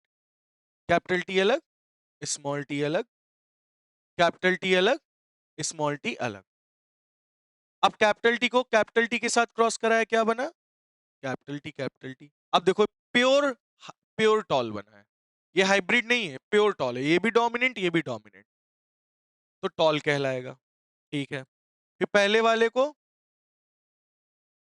दूसरे वाले के साथ, है ना? Capital T small T. फिर दूसरे वाले को पहले वाले के साथ। अब देखो कुछ बच्चे पहले स्मॉल टी लिखेंगे, गलत हो जाएगा। पहले अभी भी तुम्हें capital T then small T, फिर दूसरे वाले को दूसरे वाले के साथ स्मॉल टी स्मॉल टी। अब जरा आप इसको पहचानो, ये दोनों डोमिनेंट है तो टॉल होगा, प्योर टॉल। एक डोमिनेंट एक रिसेसिव, टॉल होगा। एक डोमिनेंट एक रिसेसिव, टॉल होगा। अब यहां दोनों रिसेसिव हैं, तो ये क्या होगा? डॉर्फ। क्या होगा बेटा? ये डॉर्फ होगा। अच्छा, तो ये इनके जेनेटिक मटेरियल है, ये इनके जीन्स हैं। ये क्या है बेटा? जीन्स हैं, है ना? ये कौन सी जनरेशन हो गई? Second filial generation. और इसमें प्योर टॉल और प्योर डॉर्फ बन रहा है ना? तो मैं आपसे जीनोटाइप रेशियो पूछूं, तो जीनोटाइप रेशियो हमें क्या बताता था? Number and description of genetic material. तो जेनेटिक जीन्स का क्या बताएगा? नंबर, कि कौन सी कितनी जीन्स हैं। तो कैपिटल कैपिटल टी की पेयर की कितनी जीन्स हैं? एक। कैपिटल टी स्मॉल टी के पेयर कितने हैं? दो। दो पेयर है ना इसके। और स्मॉल स्मॉल टी के कितने पेयर हैं जीन्स के? एक। तो जीनोटाइप रेशियो क्या हो गया? 1:2:1। अब फिनोटाइप देख लेते हैं। फिनोटाइप में क्या होता है? फिजिकली ऑब्जर्वेबल होना। हम आंखों से देखकर बताएं कौन लंबा है कौन छोटा है। तो ये भी पेड़ हमें लंबा लगेगा, ये भी लंबा लगेगा क्योंकि इसमें टॉल वाला डोमिनेंट है और ये डॉर्फ वाला रिसेसिव है। तो तुम्हें क्या लगेगा? टॉल, क्योंकि इसमें डोमिनेंट वाला कैरेक्टर ही एक्सप्रेस करेगा, अपीयर होगा। तो इसमें ये भी टॉल लगेगा, ये भी टॉल लगेगा। तो ये तीन क्या हो गए? टॉल। भाई अगर कहीं कैपिटल टी स्मॉल टी, तो कैपिटल टी का मतलब टॉल, स्मॉल टी का मतलब डॉर्फ, और कैपिटल टी क्या होता है? डोमिनेंट। तो अपीयर कौन होगा? डोमिनेंट। रिसेसिव अपीयर नहीं होता। तो इन दोनों के केस में ये टॉल ही कहलाएगा, डॉर्फ नहीं कहलाएगा। ठीक है? तो तीन आपको क्या दिखे? टॉल। और एक क्या दिखा? डॉर्फ। तो फिनोटाइप रेशियो क्या होगा? 3:1। तो ये है बेटा नॉर्मल क्रॉस। अब इसी को आपसे कह देता है कि आप इसको कराओ प्यूनेट स्क्वायर से। तो देखो F1 generation, first filial generation हम लोग प्यूनेट स्क्वायर से करते हैं। तो एक तरफ ले लो कैपिटल कैपिटल टी और एक तरफ ले लो स्मॉल स्मॉल टी। देखो स्मॉल स्मॉल टी इधर रखा, कैपिटल कैपिटल टी इधर। स्मॉल टी को कैपिटल टी से, कैपिटल टी स्मॉल टी, और पहले हमेशा कैपिटल एंड देन स्मॉल, फिर capital T small T, capital T small T, फिर इसको इसके साथ कैपिटल टी स्मॉल टी। देखो ये हो गई F1 जनरेशन, वही बन रहा है कि नहीं? सेम। ठीक है, अब हम लोग लेंगे F2 सेकेंड फीलियल जनरेशन। अब इन्हीं चारों में से किसी दो को उठा लो, capital T small T, capital T small T. अब इसको इसके साथ cross, capital T capital T, capital T small T, capital T small T, small T small T. आपको देखकर क्या लग रहा है इसमें? बोलो, आपको इसमें देखकर क्या लग रहा है? बोलो। इसमें देखकर बेटा हमें लग रहा है सेम वही F2 जनरेशन। अब यहां पे भी देखो जीनोटाइप रेशियो, एक का पेयर रेशियो, ये दो रेशियो, और स्मॉल स्मॉल टी के कितने पेयर? एक। यानी कैपिटल कैपिटल टी का एक pair, capital T small T के दो पेयर, स्मॉल स्मॉल टी का एक पेयर, है ना? और फिनोटाइप में क्या दिख रहा है आपको? बताओ।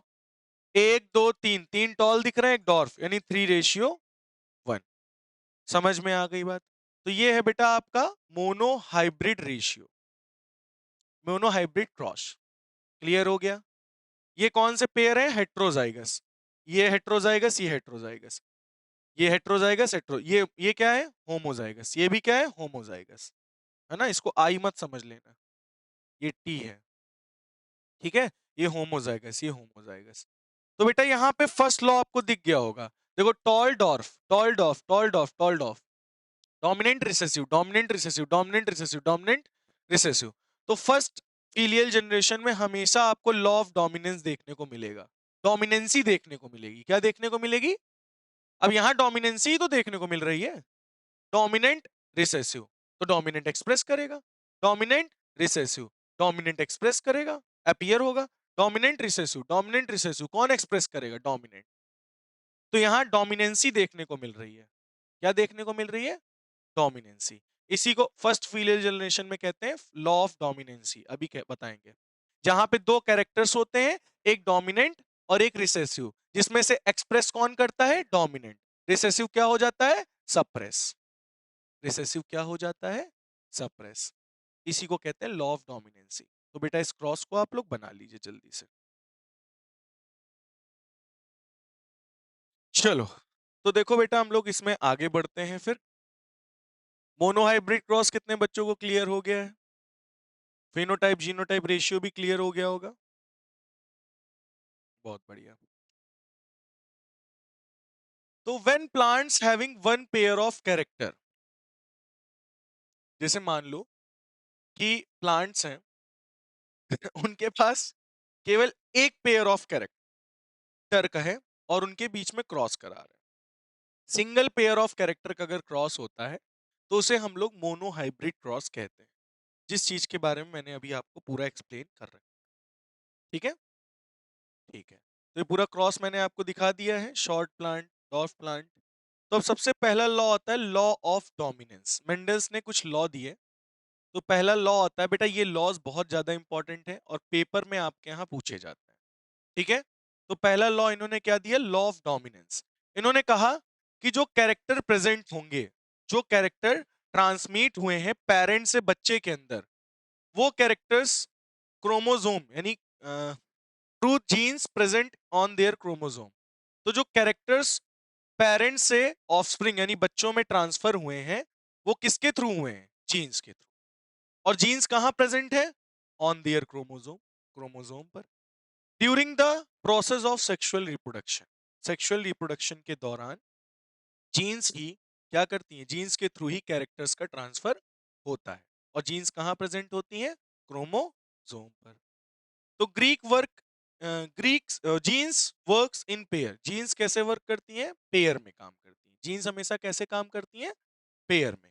For every trait there is a pair of gene. हर ट्रेट के पास पेयर ऑफ जीन्स होती हैं, जिसमें से एक पेयर ऑफ जीन में एक डोमिनेंट होगी और दूसरी रिसेसिव होगी। तो वहां पे एक्सप्रेस कौन करेगा? डोमिनेंट। इसी को क्या बोलते हैं? Law of dominance. मतलब हमेशा जहां भी कोई भी कैरेक्टर्स की कंट्रोलिंग की बात आती है तो जीन्स हमेशा पेयर में काम करती है। ठीक है। Every trait there is a pair of gene. हर ट्रेट के पास पेयर ऑफ जीन्स होती है और उसमें से एक जीन कैसी होगी? एक पेयर में एक कैसा होगा? डोमिनेंट। तो दूसरा कैसा होगा? Recessive. Each parent passes only the two genes. हर पेरेंट केवल पास करता है दो जीन्स। ठीक है, यानी दो, two genes of the pair for each characteristic. हर एक कैरेक्टर के लिए एक पेयर ऑफ जीन्स जाती है।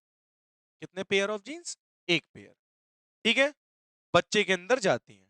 To genes for each trait from its parent, but the traits shown by the offspring depend on which inherited gene is dominant of the two. अब parent से बच्चे के अंदर तो दो, एक जीन का पेयर गया। अब बच्चे के अंदर कौन सा कैरेक्टर दिखना है वो किस पे डिपेंड करेगा? वो जीन कौन सी है उस पे डिपेंड करेगा। अगर डोमिनेंट जीन होगी तो वो कैरेक्टर उसका एक्सप्रेस होगा, रिसेसिव होगी तो वो कैरेक्टर एक्सप्रेस नहीं होगा।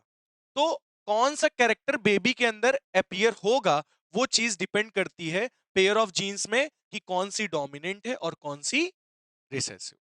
समझ में आई बात? तो applicable only to heterozygous condition. तो लॉ ऑफ डोमिनेंस केवल एक ही जगह पर वैलिड है। कहां पे? हेट्रोजाइगस कंडीशन में। हेट्रोजाइगस कंडीशन का मतलब समझते हैं? जैसे कैपिटल टी स्मॉल टी, ये हेट्रोजाइगस पेयर्स हैं जीन्स के। अब यहाँ एक डोमिनेंट है एक रिसेसिव है, तो एक्सप्रेस कौन करेगा? डोमिनेंट करेगा। तो इसी के लिए केवल और केवल क्या है? लॉ ऑफ डोमिनेंस वैलिड है। When two factors controlling a character, जब दो फैक्टर्स एक कैरेक्टर को कंट्रोल करते हैं और दोनों डिसिमिलर होते हैं, तो एक फैक्टर उसमें डोमिनेंट होता है और एक फैक्टर उसमें रिसेसिव होता है। और जो डोमिनेंट फैक्टर होता है वही अपने आप को अपीयर करता है, रिसेसिव फैक्टर अपीयर नहीं हो पाता। बात समझ में आ गई? क्लियर हो गया बेटा? इसको हम लोग कहते हैं law of dominance. Next second law होता है आपका law of purity of gamete या लॉ ऑफ सिग्रीगेशन। सिग्रीगेशन का मतलब सेपरेट। तो दो गैमेट्स, दो पेयर ऑफ जीन्स इसीलिए सेपरेट होती हैं F1 जनरेशन में, ताकि वो फिर से प्योर गैमेट बना सके F2 जनरेशन। आपको याद होगा F2 जनरेशन में क्या बन रहा था? कैपिटल टी प्योर गैमेट बन रहा था।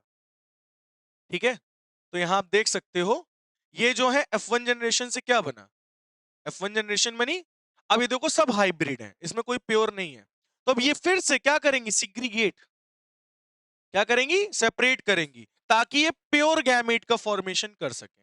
देखो प्योर टॉल और प्योर डॉर्फ बन रहा है। इसे इसीलिए इसको बेटा हम लोग law of purity of gametes भी कहते हैं। क्या कहते हैं? तो अकॉर्डिंग टू दिस लॉ, इस लॉ के अकॉर्डिंग दो फैक्टर होते हैं जो कि एक कैरेक्टर को कंट्रोल करते हैं, वो दोनों फिर से सेपरेट होते हैं गैमेट फॉर्मेशन के दौरान। और हर एक गैमेट एक फैक्टर कंट्रोल करता है। Each gamete receive only one factor. हर गैमेट एक फैक्टर को रिसीव करता है, जिससे फिर से नए पेयर यानी प्योर गैमेट फॉर्म होते हैं। तो लॉ ऑफ सिग्रीगेशन बेस्ड है दो फैक्टर्स पर। दो फैक्टर्स जो हैं वो किसी कैरेक्टर को कंट्रोल कर रहे हैं। ठीक है, controlling a character do not blend with each other, तो वो मिक्स नहीं हो जाते हैं। जैसे दो फैक्टर हैं तो ये नहीं कि दोनों आपस में जुड़ गए तो अब अलग ही नहीं होंगे, तो वो अलग हो जाते हैं वापस से। और अलग होने के बाद वो दोनों फैक्टर्स मिलकर फिर से प्योर गैमेट्स का फॉर्मेशन करते हैं अनदर गैमेट फॉर्मेशन के दौरान। ठीक है, अब आप यहां पे देख सकते हो, मैं एग्जांपल दे रहा हूं। यहां पे देखो गैमेट्स ब्रेक हुए, यहाँ पे F1 जनरेशन बनी। अब ये नहीं कि ब्लेंड हो गए, अलग नहीं होंगे, अभी फिर से दूसरे गैमीट फॉर्मेशन के दौरान ये फिर से सेपरेट होंगे और जुड़ के न्यू गैमीट बनाएंगे, जिसमें प्योर गैमीट फॉर्म होगा। क्या फॉर्म होगा? Pure gamete. समझ में आई बात? Therefore, both of the parental characters appear as such in F2 generation. तो पेरेंटल कैरेक्टर के जो पेरेंट्स के कैरेक्टर होते हैं वो पूरे के पूरे हमें F2 जनरेशन में देखने को मिलते हैं। जैसे मान लो एक मतलब पिंकी है और पिंकी के हस्बैंड है, तो मान लो पिंकी बॉर्न ही थी, तो उसमें से जो F2 जनरेशन में बेबी बॉर्न होगा, F2 जनरेशन में वो एक बॉर्ना होगा। और एक फादर, फादर कैसे थे उसके? लंबे थे, तो एक बच्चा प्योर टॉल होगा, एकदम बड़ा बनेगा। और दो बच्चे उसके कैसे होंगे? हाइब्रिड होंगे, मिक्सचर होंगे। समझ में आ गई बात? तो मतलब F2 जनरेशन में एक प्योर, दो प्योर बनते हैं, एक प्योर टॉल एक प्योर डॉर्फ, और दो कैसे बनते हैं? हाइब्रिड बनते हैं। तो इसको कहते हैं लॉ ऑफ सिग्रीगेशन। तो लॉ ऑफ सिग्रीगेशन क्या होता है? ये दो फैक्टर्स पे डिपेंड करता है। दो फैक्टर्स जो कि कैरेक्टर को कंट्रोल करते हैं, वो ब्लेंड नहीं होते हैं, आपस में मिक्स नहीं होते हैं, वो with each other, but these two factors control a character separate from one another. एक दूसरे से सेपरेट हो जाते हैं गैमीट फॉर्मेशन के दौरान, और सेपरेट होके न्यू प्योर गैमीट का फॉर्मेशन करते हैं। इसी को क्या बोलते हैं? Law of purity of gametes, या फिर लॉ ऑफ सिग्रीगेशन। समझ में आ गई सभी बच्चों के बाद?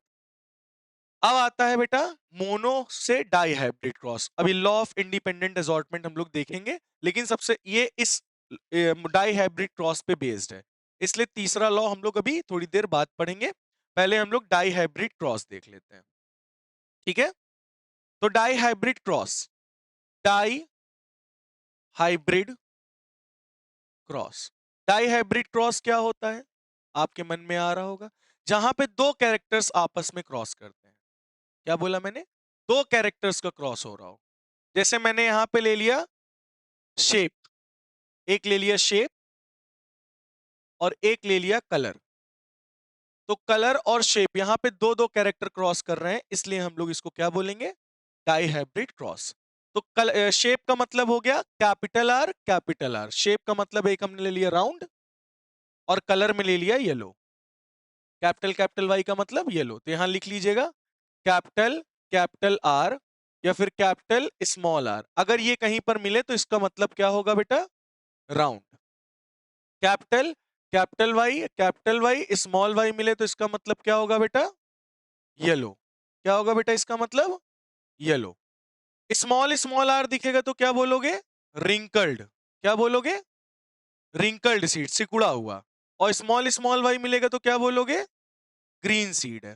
तो हम लोग इसको पहले तो देखो शेप हो गया, कलर हो गया, तो राउंड येलो ले लिया, मतलब राउंड और येलो कलर, और स्मॉल स्मॉल रिंकल्ड और small small Y green colour का है, ठीक है? तो यहां भी हम लोग सीड बना लेते हैं रिंकल्ड ग्रीन, ठीक है? इसको हम लोग कलर कर देते हैं।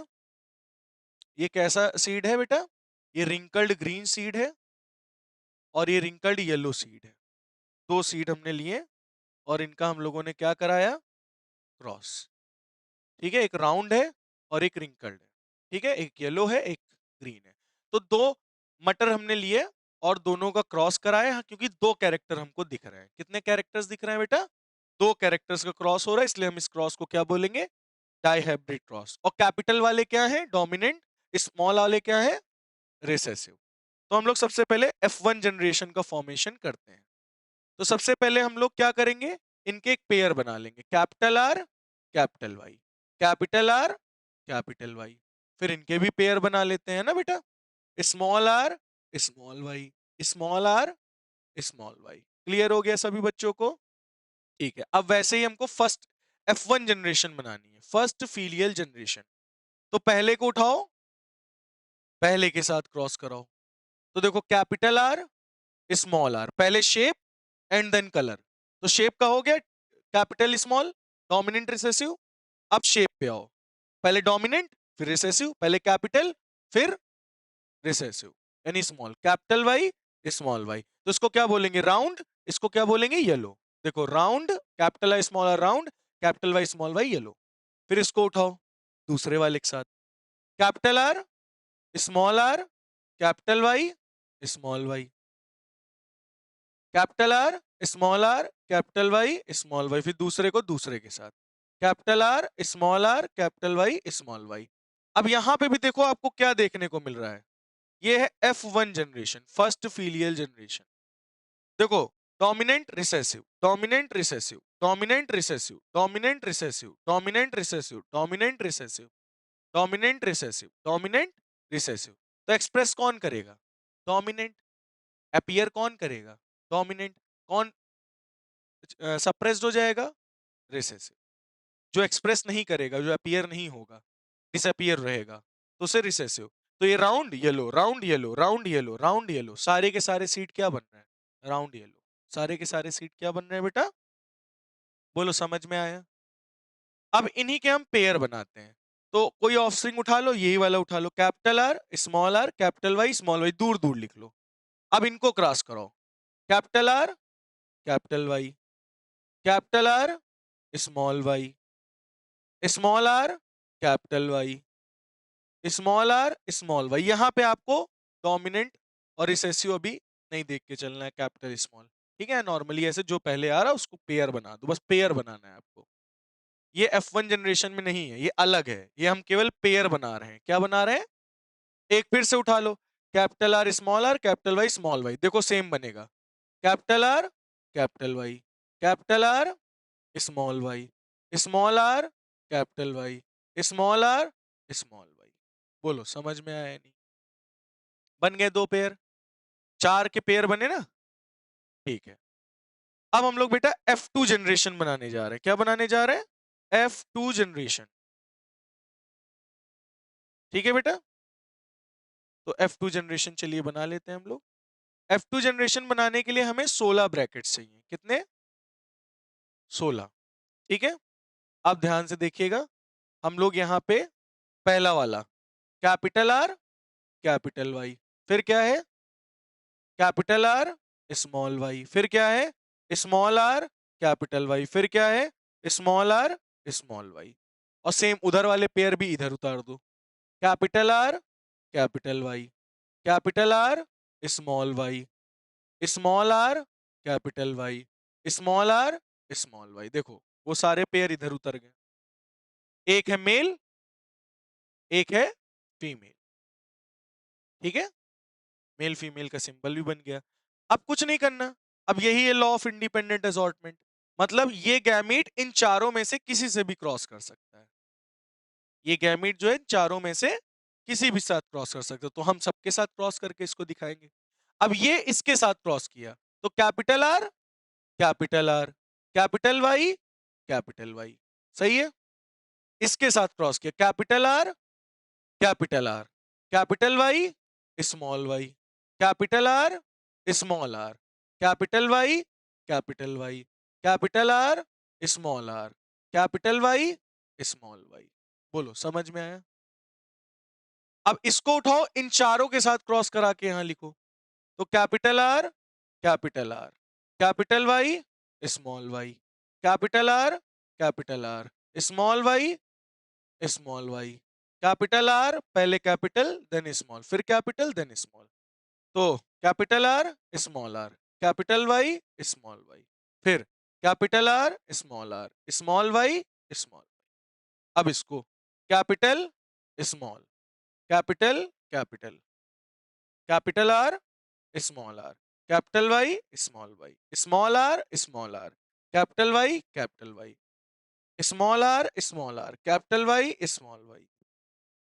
Are capital Y small Y, capital R cap small Y small Y, small Y, oh sorry small Y नहीं, पहले कैपिटल वाई ना, कैपिटल वाई स्मॉल वाई, फिर small R small Y small Y. बोलो, बना? सारे बन गए।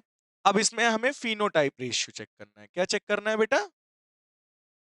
Phenotypic ratio. चलिए फिनोटाइप रेशियो हम लोग चेक करते हैं जल्दी से। इसको F2 जनरेशन कहते हैं, सेकेंड फीलियल जनरेशन, जो कि जितने भी बेबीज थे उन्हीं ने आपस में क्रॉस किया है।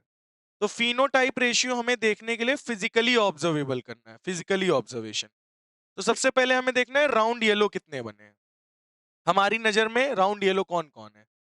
तो कैपिटल आर का मतलब round, capital R small R का मतलब भी राउंड, कैपिटल वाई और कैपिटल वाई स्मॉल वाई इन दोनों का मतलब येलो। तो देखो पहला round yellow, round yellow, round yellow, round yellow, round yellow, round green है नहीं, राउंड येलो, राउंड ग्रीन नहीं, राउंड येलो। बन गया ना? फिर ये round yellow, wrinkled green, wrinkled yellow, round yellow, round green नहीं। कितने राउंड येलो बन रहे हैं? 1 2 3 4 5 6 7 8 9 राउंड येलो टोटल बने 9। चलो राउंड ग्रीन देखो, राउंड ग्रीन एक, round green small small Y क्या है green, 2, round green 3, round green कितने बने? 3। चलो रिंकल्ड येलो देखो, रिंकल्ड येलो एक, wrinkled yellow 2, wrinkled yellow 3, wrinkled yellow कितने बने? 3। रिंकल्ड ग्रीन कितने बने? 1। रेशियो क्या निकला? 9:3:3:1। बोलो समझ में आ गया? कंफर्म सभी बच्चों को? अच्छा जीनोटाइप रेशियो कैसे निकालें? जीनोटाइप रेशियो में आपको याद होगा हम लोग पेयर फाइंड आउट करते हैं। क्या फाइंड आउट करते हैं? पेयर, है ना बेटा? चलो पेयर पता करते हैं। थोड़ा बड़ा कर दें और आप लोग पेयर बताइएगा, ठीक है? चलो आप बताओ, capital capital R capital capital Y के कितने पेयर हैं? एक। और कोई दिख रहा है? Capital capital R capital capital Y का पेयर नहीं। चलो अब बताओ, capital capital R capital Y small Y, इसके कितने पेयर दिख रहे हैं? एक, दो। Capital capital R capital Y small Y, capital R capital Y small Y, ये कितने पेयर है? दो। दो, ठीक है। इसके देखो, कैपिटल आर कैपिटल वाई, इसके कितने पेयर दिख रहे हैं? देखो बोलो बेटा, इसके कितने पेयर दिख रहे हैं? तो R capital Y, capital R small R नहीं, ये नहीं है, कैपिटल वाई दो, है ना? दो। और कोई नहीं दिख रहे हैं? हाँ, और कोई नहीं। चलो उसके बाद आओ, फिर R capital Y small Y कितने दिख रहे हैं? एक, दो, तीन, चार। Capital R small R capital Y small Y, capital R small R capital Y small Y, capital R small R capital Y small Y, capital R small R capital Y small Y, कितने दिखे? चार। चलो अब बताओ बेटा, capital R small small Y के कितने pair दिख रहे हैं? हम्म? एक। और कोई नहीं दिख रहा है, ठीक। नेक्स्ट बताओ, कैपिटल आर स्मॉल वाई के कितने पेयर हैं? एक, दो। Capital R small Y, capital R small Y दो। कितने दिख रहे हैं बेटा? दो, ठीक है। बताओ स्मॉल आर कैपिटल वाई के कितने पेयर दिख रहे हैं? स्मॉल आर कैपिटल वाई कितने पेयर? एक। अब बताओ, स्मॉल आर स्मॉल वाई कितने पेयर हैं? एक, दो, है ना? स्मॉल आर स्मॉल वाई के दो पेयर। स्मॉल वाई कितने पेयर? एक। एक ही है ये केवल, रिंकल्ड ग्रीन। जरा गिनो, 12, सॉरी, दो दो चार, चार आठ, आठ दो 10, 10 2 12, 12 4 16, और 16 का ही तो ब्रैकेट है ना? ये है आपका जीनोटाइप रेशियो। इन सबके मैंने पेयर लिखे हैं। ये इनके दो पेयर है, इस गैमेट के दो एक पेयर है, इस गैमेट के दो पेयर है, इस गैमेट के चार पेयर है, इस गैमेट के एक पेयर है, इस गैमेट के दो पेयर है, इस गैमेट का एक पेयर है, इस गैमेट के दो पेयर है, इस गैमेट का एक पेयर है। बोलो समझ में आया नहीं आया? तो इसको याद कैसे करें? 12 24 12, नहीं, 12 12 24 12 1, 12 12 24 12 1। ऐसे आप याद कर सकते हो। तो ये है बेटा आपका डाई हाइब्रिड क्रॉस। बोलो समझ में आ गया? क्लियर हो गया स्टेप बाय स्टेप? तो यहीं पर है लॉ ऑफ इंडिपेंडेंट असॉर्टमेंट। अब इस चीज को पहले समझ लो, उसके बाद मैं नोट करने का समय दे दूं। ठीक है?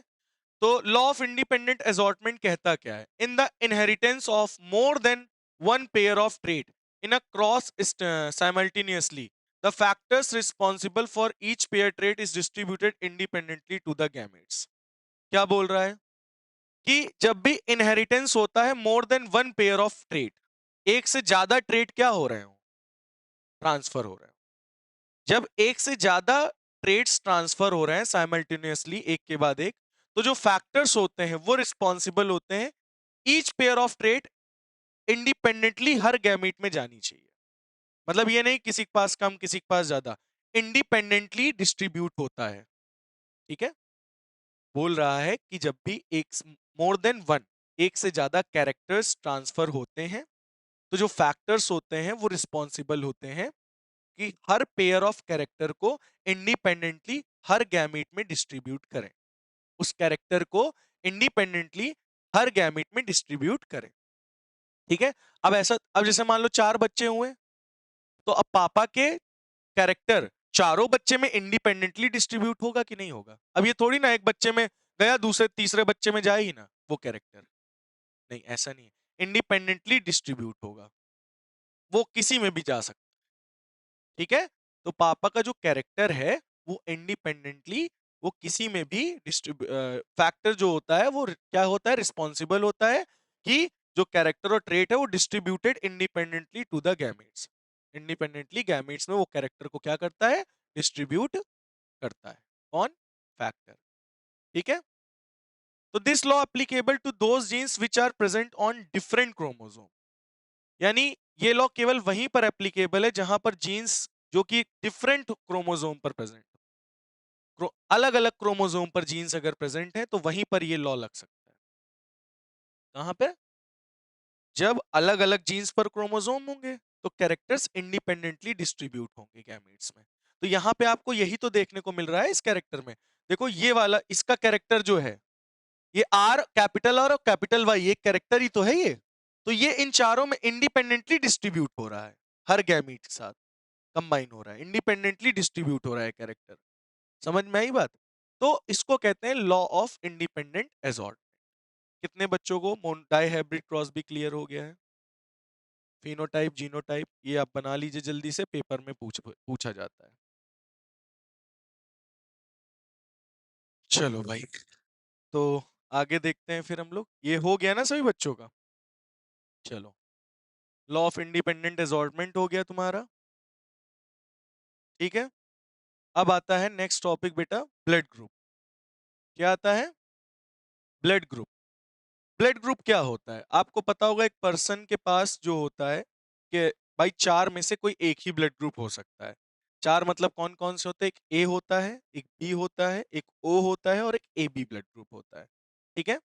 तो ए और बी ये को डोमिनेंट जीन्स हैं। को डोमिनेंट मतलब ये भी डोमिनेंट है, ये भी डोमिनेंट है, और दोनों ही अपने कैरेक्टर अलग अलग हैं, और दोनों ही अपने कैरेक्टर को क्या कर रही है? एक्सप्रेस कर रही है, दोनों ही अपीयर हो रही हैं, तो इसको बोलते हैं को डोमिनेंसी।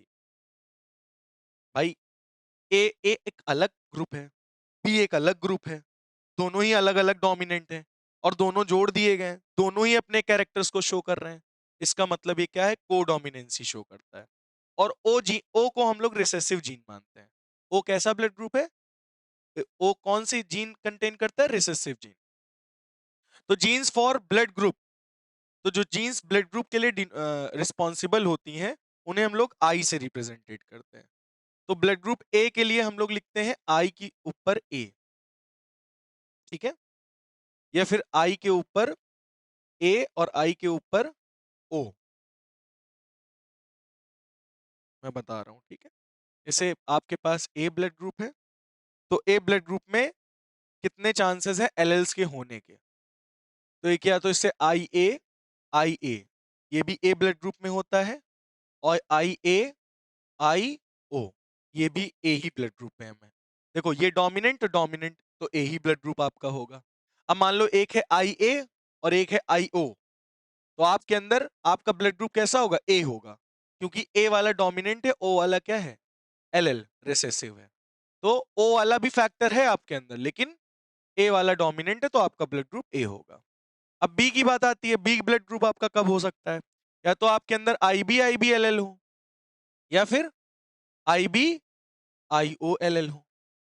अगर इन दोनों में से, चार में से, मतलब ये एक पेयर हो या तो ये पेयर हो, तो आपका ब्लड ग्रुप क्या होगा? ए बी कब होगा? ए बी होगा जब एल एल आई बी, मतलब ये दोनों एल जब आपके अंदर प्रेजेंट होंगी, तो आपके अंदर ब्लड ग्रुप क्या होगा? A B. और ओ ब्लड ग्रुप कब होगा? जब आपके अंदर दोनों एल में क्या हो? ओ।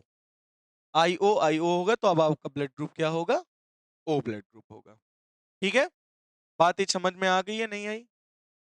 क्लियर हो गया? अब आपको ये चीज तो इसमें पता ही होगी कि जो ओ होता है वो यूनिवर्सल डोनर है। वो ए बी सबको ब्लड ग्रुप अपना दे सकता है, ब्लड डोनेट कर सकता है। ओ यूनिवर्सल डोनर है, और ए बी यूनिवर्सल एक्सेप्टर है।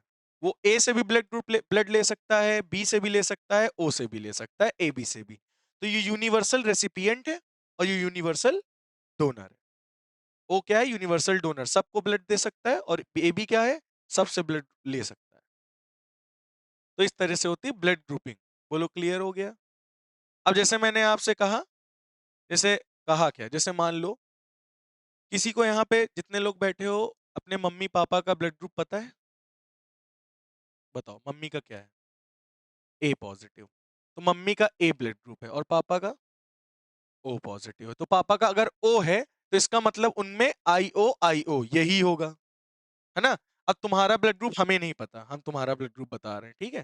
तुम मत बताना अपना ब्लड ग्रुप तुम्हारा। अब या तो मम्मी का अगर ब्लड ग्रुप ए है, तो उसमें दो चांसेस हैं एलएल्स के।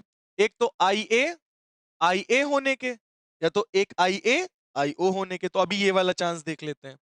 तो इन दोनों को एलएल्स को अलग करोगे, आई ए आई ओ आई ओ, क्रॉस कराओगे, क्या बनेगा? आई ओ। फिर क्रॉस कराओगे, क्या बनेगा? आई ओ। फिर क्रॉस कराओ, क्या बनेगा? आई ओ। फिर क्रॉस कराओगे, क्या बनेगा? आई ओ। अगर मान लो मम्मी का ब्लड ग्रुप, इनके मम्मी का ब्लड ग्रुप ए है, और उसमें अगर आई ए वाली एलएल्स हैं, तब उनके जितने भी बच्चे होंगे सबका ब्लड ग्रुप ए होगा। लेकिन अगर मान लो मम्मी के में, इनके में एलएल्स आई ए और आई ओ वाली एलएल्स हैं, इनके मम्मी के में, ठीक है, और पापा का तो ओ है ही है, आई ओ। तो दोनों को सेपरेट कर लो, आई ओ, इनको भी सेपरेट कर लो, आई ओ। क्या बनेगा सबसे पहला ब्लड ग्रुप? ए ब्लड ग्रुप। फिर क्या बनेगा? आई ओ। फिर क्या बनेगा? आई ओ। और फिर क्या बनेगा? प्योर आई ओ। अब मैं बता रहा हूं, या तो तुम्हारा ब्लड ग्रुप ए ए ए ओ होगा, या तो ओ होगा या तो ए होगा, इन्हीं दोनों में से कोई है। अगर मम्मी का तुम्हारा ये ब्लड ग्रुप होगा, एलएलसी ये होंगी उसमें, तो मुझे नहीं लगता ये वाली होंगी। तो तुम्हारा ब्लड ग्रुप ए होगा या तो ओ होगा? ए होगा, ए होगा ना? ए है, हाँ ए ब्लड ग्रुप है तुम्हारा, समझे? क्योंकि ये वाला होगा। और कोई और भाई वाई भी है, बहन है, उसका भी ए है या ओ है? ए है, उसका भी ए है। और कोई भाई बहन नहीं? ठीक है। तो इसका मतलब तुम्हारे में, मम्मी में, या तो ये भी हो सकता है, अगर एक कोई बेबी और होता, उसका अगर ब्लड ग्रुप ओ हो जाता, तो हम मान लेते फिर यही वाली ले ले तुम्हारी मम्मी के अंदर। लेकिन अब तुम्हारे में और भाई में दोनों में ए है, तो इसका मतलब ये भी मान सकते हैं, ये भी हो सकता है। समझ में आई बात? तो इस तरह से एलएल्स को क्रॉस करा के हम पता कर सकते हैं कि प्रोजेनी में कौन कौन से ब्लड ग्रुप जाएगा। क्लियर हो गया? तो ब्लड ग्रुप क्लियर हो गया सभी बच्चों को? तो एबीओ, टू ब्लड ग्रुपिंग होती हैं, एक एबीओ होती है और एक आरएच होती है। ABO grouping and RH. तो एबीओ ब्लड ग्रुपिंग डिस्कवर किसने किया था? लैंड स्टीनर ने 1900 में ब्लड ग्रुपिंग को इन्होंने डिस्कवर किया था। ठीक है बेटा? Blood group AB was discovered by Decastello and Steni, इन लोगों ने एबी ब्लड ग्रुप को डिस्कवर किया था। एबीओ ग्रुपिंग बेस्ड होती है प्रेजेंस और absence of surface of antigen, मतलब एबीओ ब्लड ग्रुपिंग हम कैसे करते हैं, एंटीजेंस के बेसिस पर, कि आपके ब्लड ग्रुप पे कौन सा एंटीजन प्रेजेंट है। अगर आप उनको हमने नाम दे दिया एंटीजन ए एंटीजन बी, क्या नाम दे दिया, एंटीजन ए एंटीजन बी, तो plasma of different individual contain natural antibodies. हमारे भाई पहली बात तो ये समझ लो, एंटीबॉडीज क्या होती हैं, जो जर्म से फाइट करती हैं, और एंटीजेंस क्या है, वही जर्म्स है। एंटीजेंस कहते हैं जर्म्स को, और एंटीबॉडीज क्या करती हैं, फाइट करती हैं। तो डिस्ट्रीब्यूशन ऑफ एंटीजन और एंटीबॉडीज क्या होता है, 4 ग्रुप ऑफ ब्लड में डिस्ट्रीब्यूटेड होता है एंटीजन और एंटीबॉडी। तो blood of donor has to be carefully matched. कभी भी अगर तुम किसी डोनर से किसी रेसिपिएंट को, एक बंदे से किसी दूसरे बंदे को ब्लड दे रहे हो, तो क्या आपको देखना होगा, ब्लड ट्रांसफ्यूजन करने से पहले उसका ब्लड ग्रुपिंग मैच जरूर कर लो। अगर ब्लड उसका मैच नहीं कर रहा है, एंटीजेंस नहीं मैच कर रहे हैं, तो क्या होगा, उसके अंदर क्लंपिंग हो जाएगी, सारे ब्लड की क्लंपिंग हो जाएगी, थक्के पड़ जाएंगे खून के, और सारी आरबीसीज उसकी बॉडी की खत्म, पूरा ब्लड लॉस हो जाएगा अगर दूसरा कोई ब्लड चढ़ गया, और वो ऑन द स्पॉट डेथ हो जाएगी उसकी। तो इसीलिए कहते हैं जब भी ब्लड ट्रांसफ्यूजन कराओ, तो ब्लड को अच्छे से मैच करा के तब कराना चाहिए ब्लड अपने अंदर शरीर में, समझे। तो ग्रुप ओ ब्लड, जो ग्रुप ओ है वो आपका यूनिवर्सल डोनर है, और ग्रुप ए बी जो है वो यूनिवर्सल एक्सेप्टर है। क्या है बेटा, यूनिवर्सल एक्सेप्टर। तो जैसे मान लो ए ब्लड ग्रुप है, ठीक है, तो ए ब्लड ग्रुप पर एंटीजन और आरबीसी पे क्या होता है, ए, और एंटीबॉडी क्या होती है, बी। ए पर एंटीबॉडी क्या होती है, एंटीजन ए ही होता है, एंटीबॉडी क्या होती है, बी। बी पर एंटीजन बी ही होता है, लेकिन एंटीबॉडीज इन प्लाज्मा क्या होती है, ए। ए बी पर कोई भी एंटीबॉडीज नहीं होती हैं, केवल एंटीजन होते हैं ए बी। और ओ पे एंटीजेंस कोई नहीं होते हैं, एंटीबॉडीज होती हैं ए बी, समझे। तो डोनर्स ग्रुप ए जो है, किसको किसको दे सकता है ब्लड, ए को, नहीं सॉरी, ले किससे सकता है, ए से ले सकता है, ओ से ले सकता है। बी किससे ले सकता है, बी से ले सकता है, ओ से ब्लड ले सकता है। ए बी, ए बी से ले सकता है, ए से ले सकता है, ओ से ले सकता है ना। ओ केवल ओ से ले सकता है, ओ केवल ओ ही से ब्लड ले सकता है। समझ में आ गई बात, क्लियर हो गई ये बात। इसको कहते हैं ब्लड ग्रुपिंग। क्या बोलते हैं बेटा, ब्लड ग्रुपिंग। कितने बच्चों को ये भी क्लियर हो गया, समझ में आ गया। तो ब्लड ग्रुपिंग आप लोग नोट कर लीजिए। और आरएच फैक्टर जो है बेटा, आरएच, आरएच जो है दरअसल एक मंकी का नाम था पहले, रिहेसिस। उसी मंकी के बेसिस पर इस फैक्टर को डिस्कवर किया गया था, आरएच फैक्टर। तो अब ये इसी को देखकर हम पता करते हैं आरएच पॉजिटिव एंटीजन है, आरएच निगेटिव, और उसी के बेसिस पर हम बताते हैं कि आपका ब्लड ग्रुप पॉजिटिव है या निगेटिव। जैसे इन्होंने बोला ए पॉजिटिव, ओ पॉजिटिव, तो आरएच फैक्टर की प्रेजेंस और एब्सेंस बताता है। अगर आरएच फैक्टर प्रेजेंट है तो पॉजिटिव, एब्सेंट है तो नेगेटिव। तो आरएच फैक्टर यही शो करता है, पॉजिटिव और नेगेटिव। समझ में आ गई ये बात, क्लियर हो गया, बहुत बढ़िया। तो बेटा इस चैप्टर का हमारा लास्ट टॉपिक आता है सेक्स डिटर्मिनेशन। आखिर हम कैसे बच्चों के सेक्सेस को डिटरमाइन करते हैं, कि वो बच्चा मेल है या वो बच्चा फीमेल है।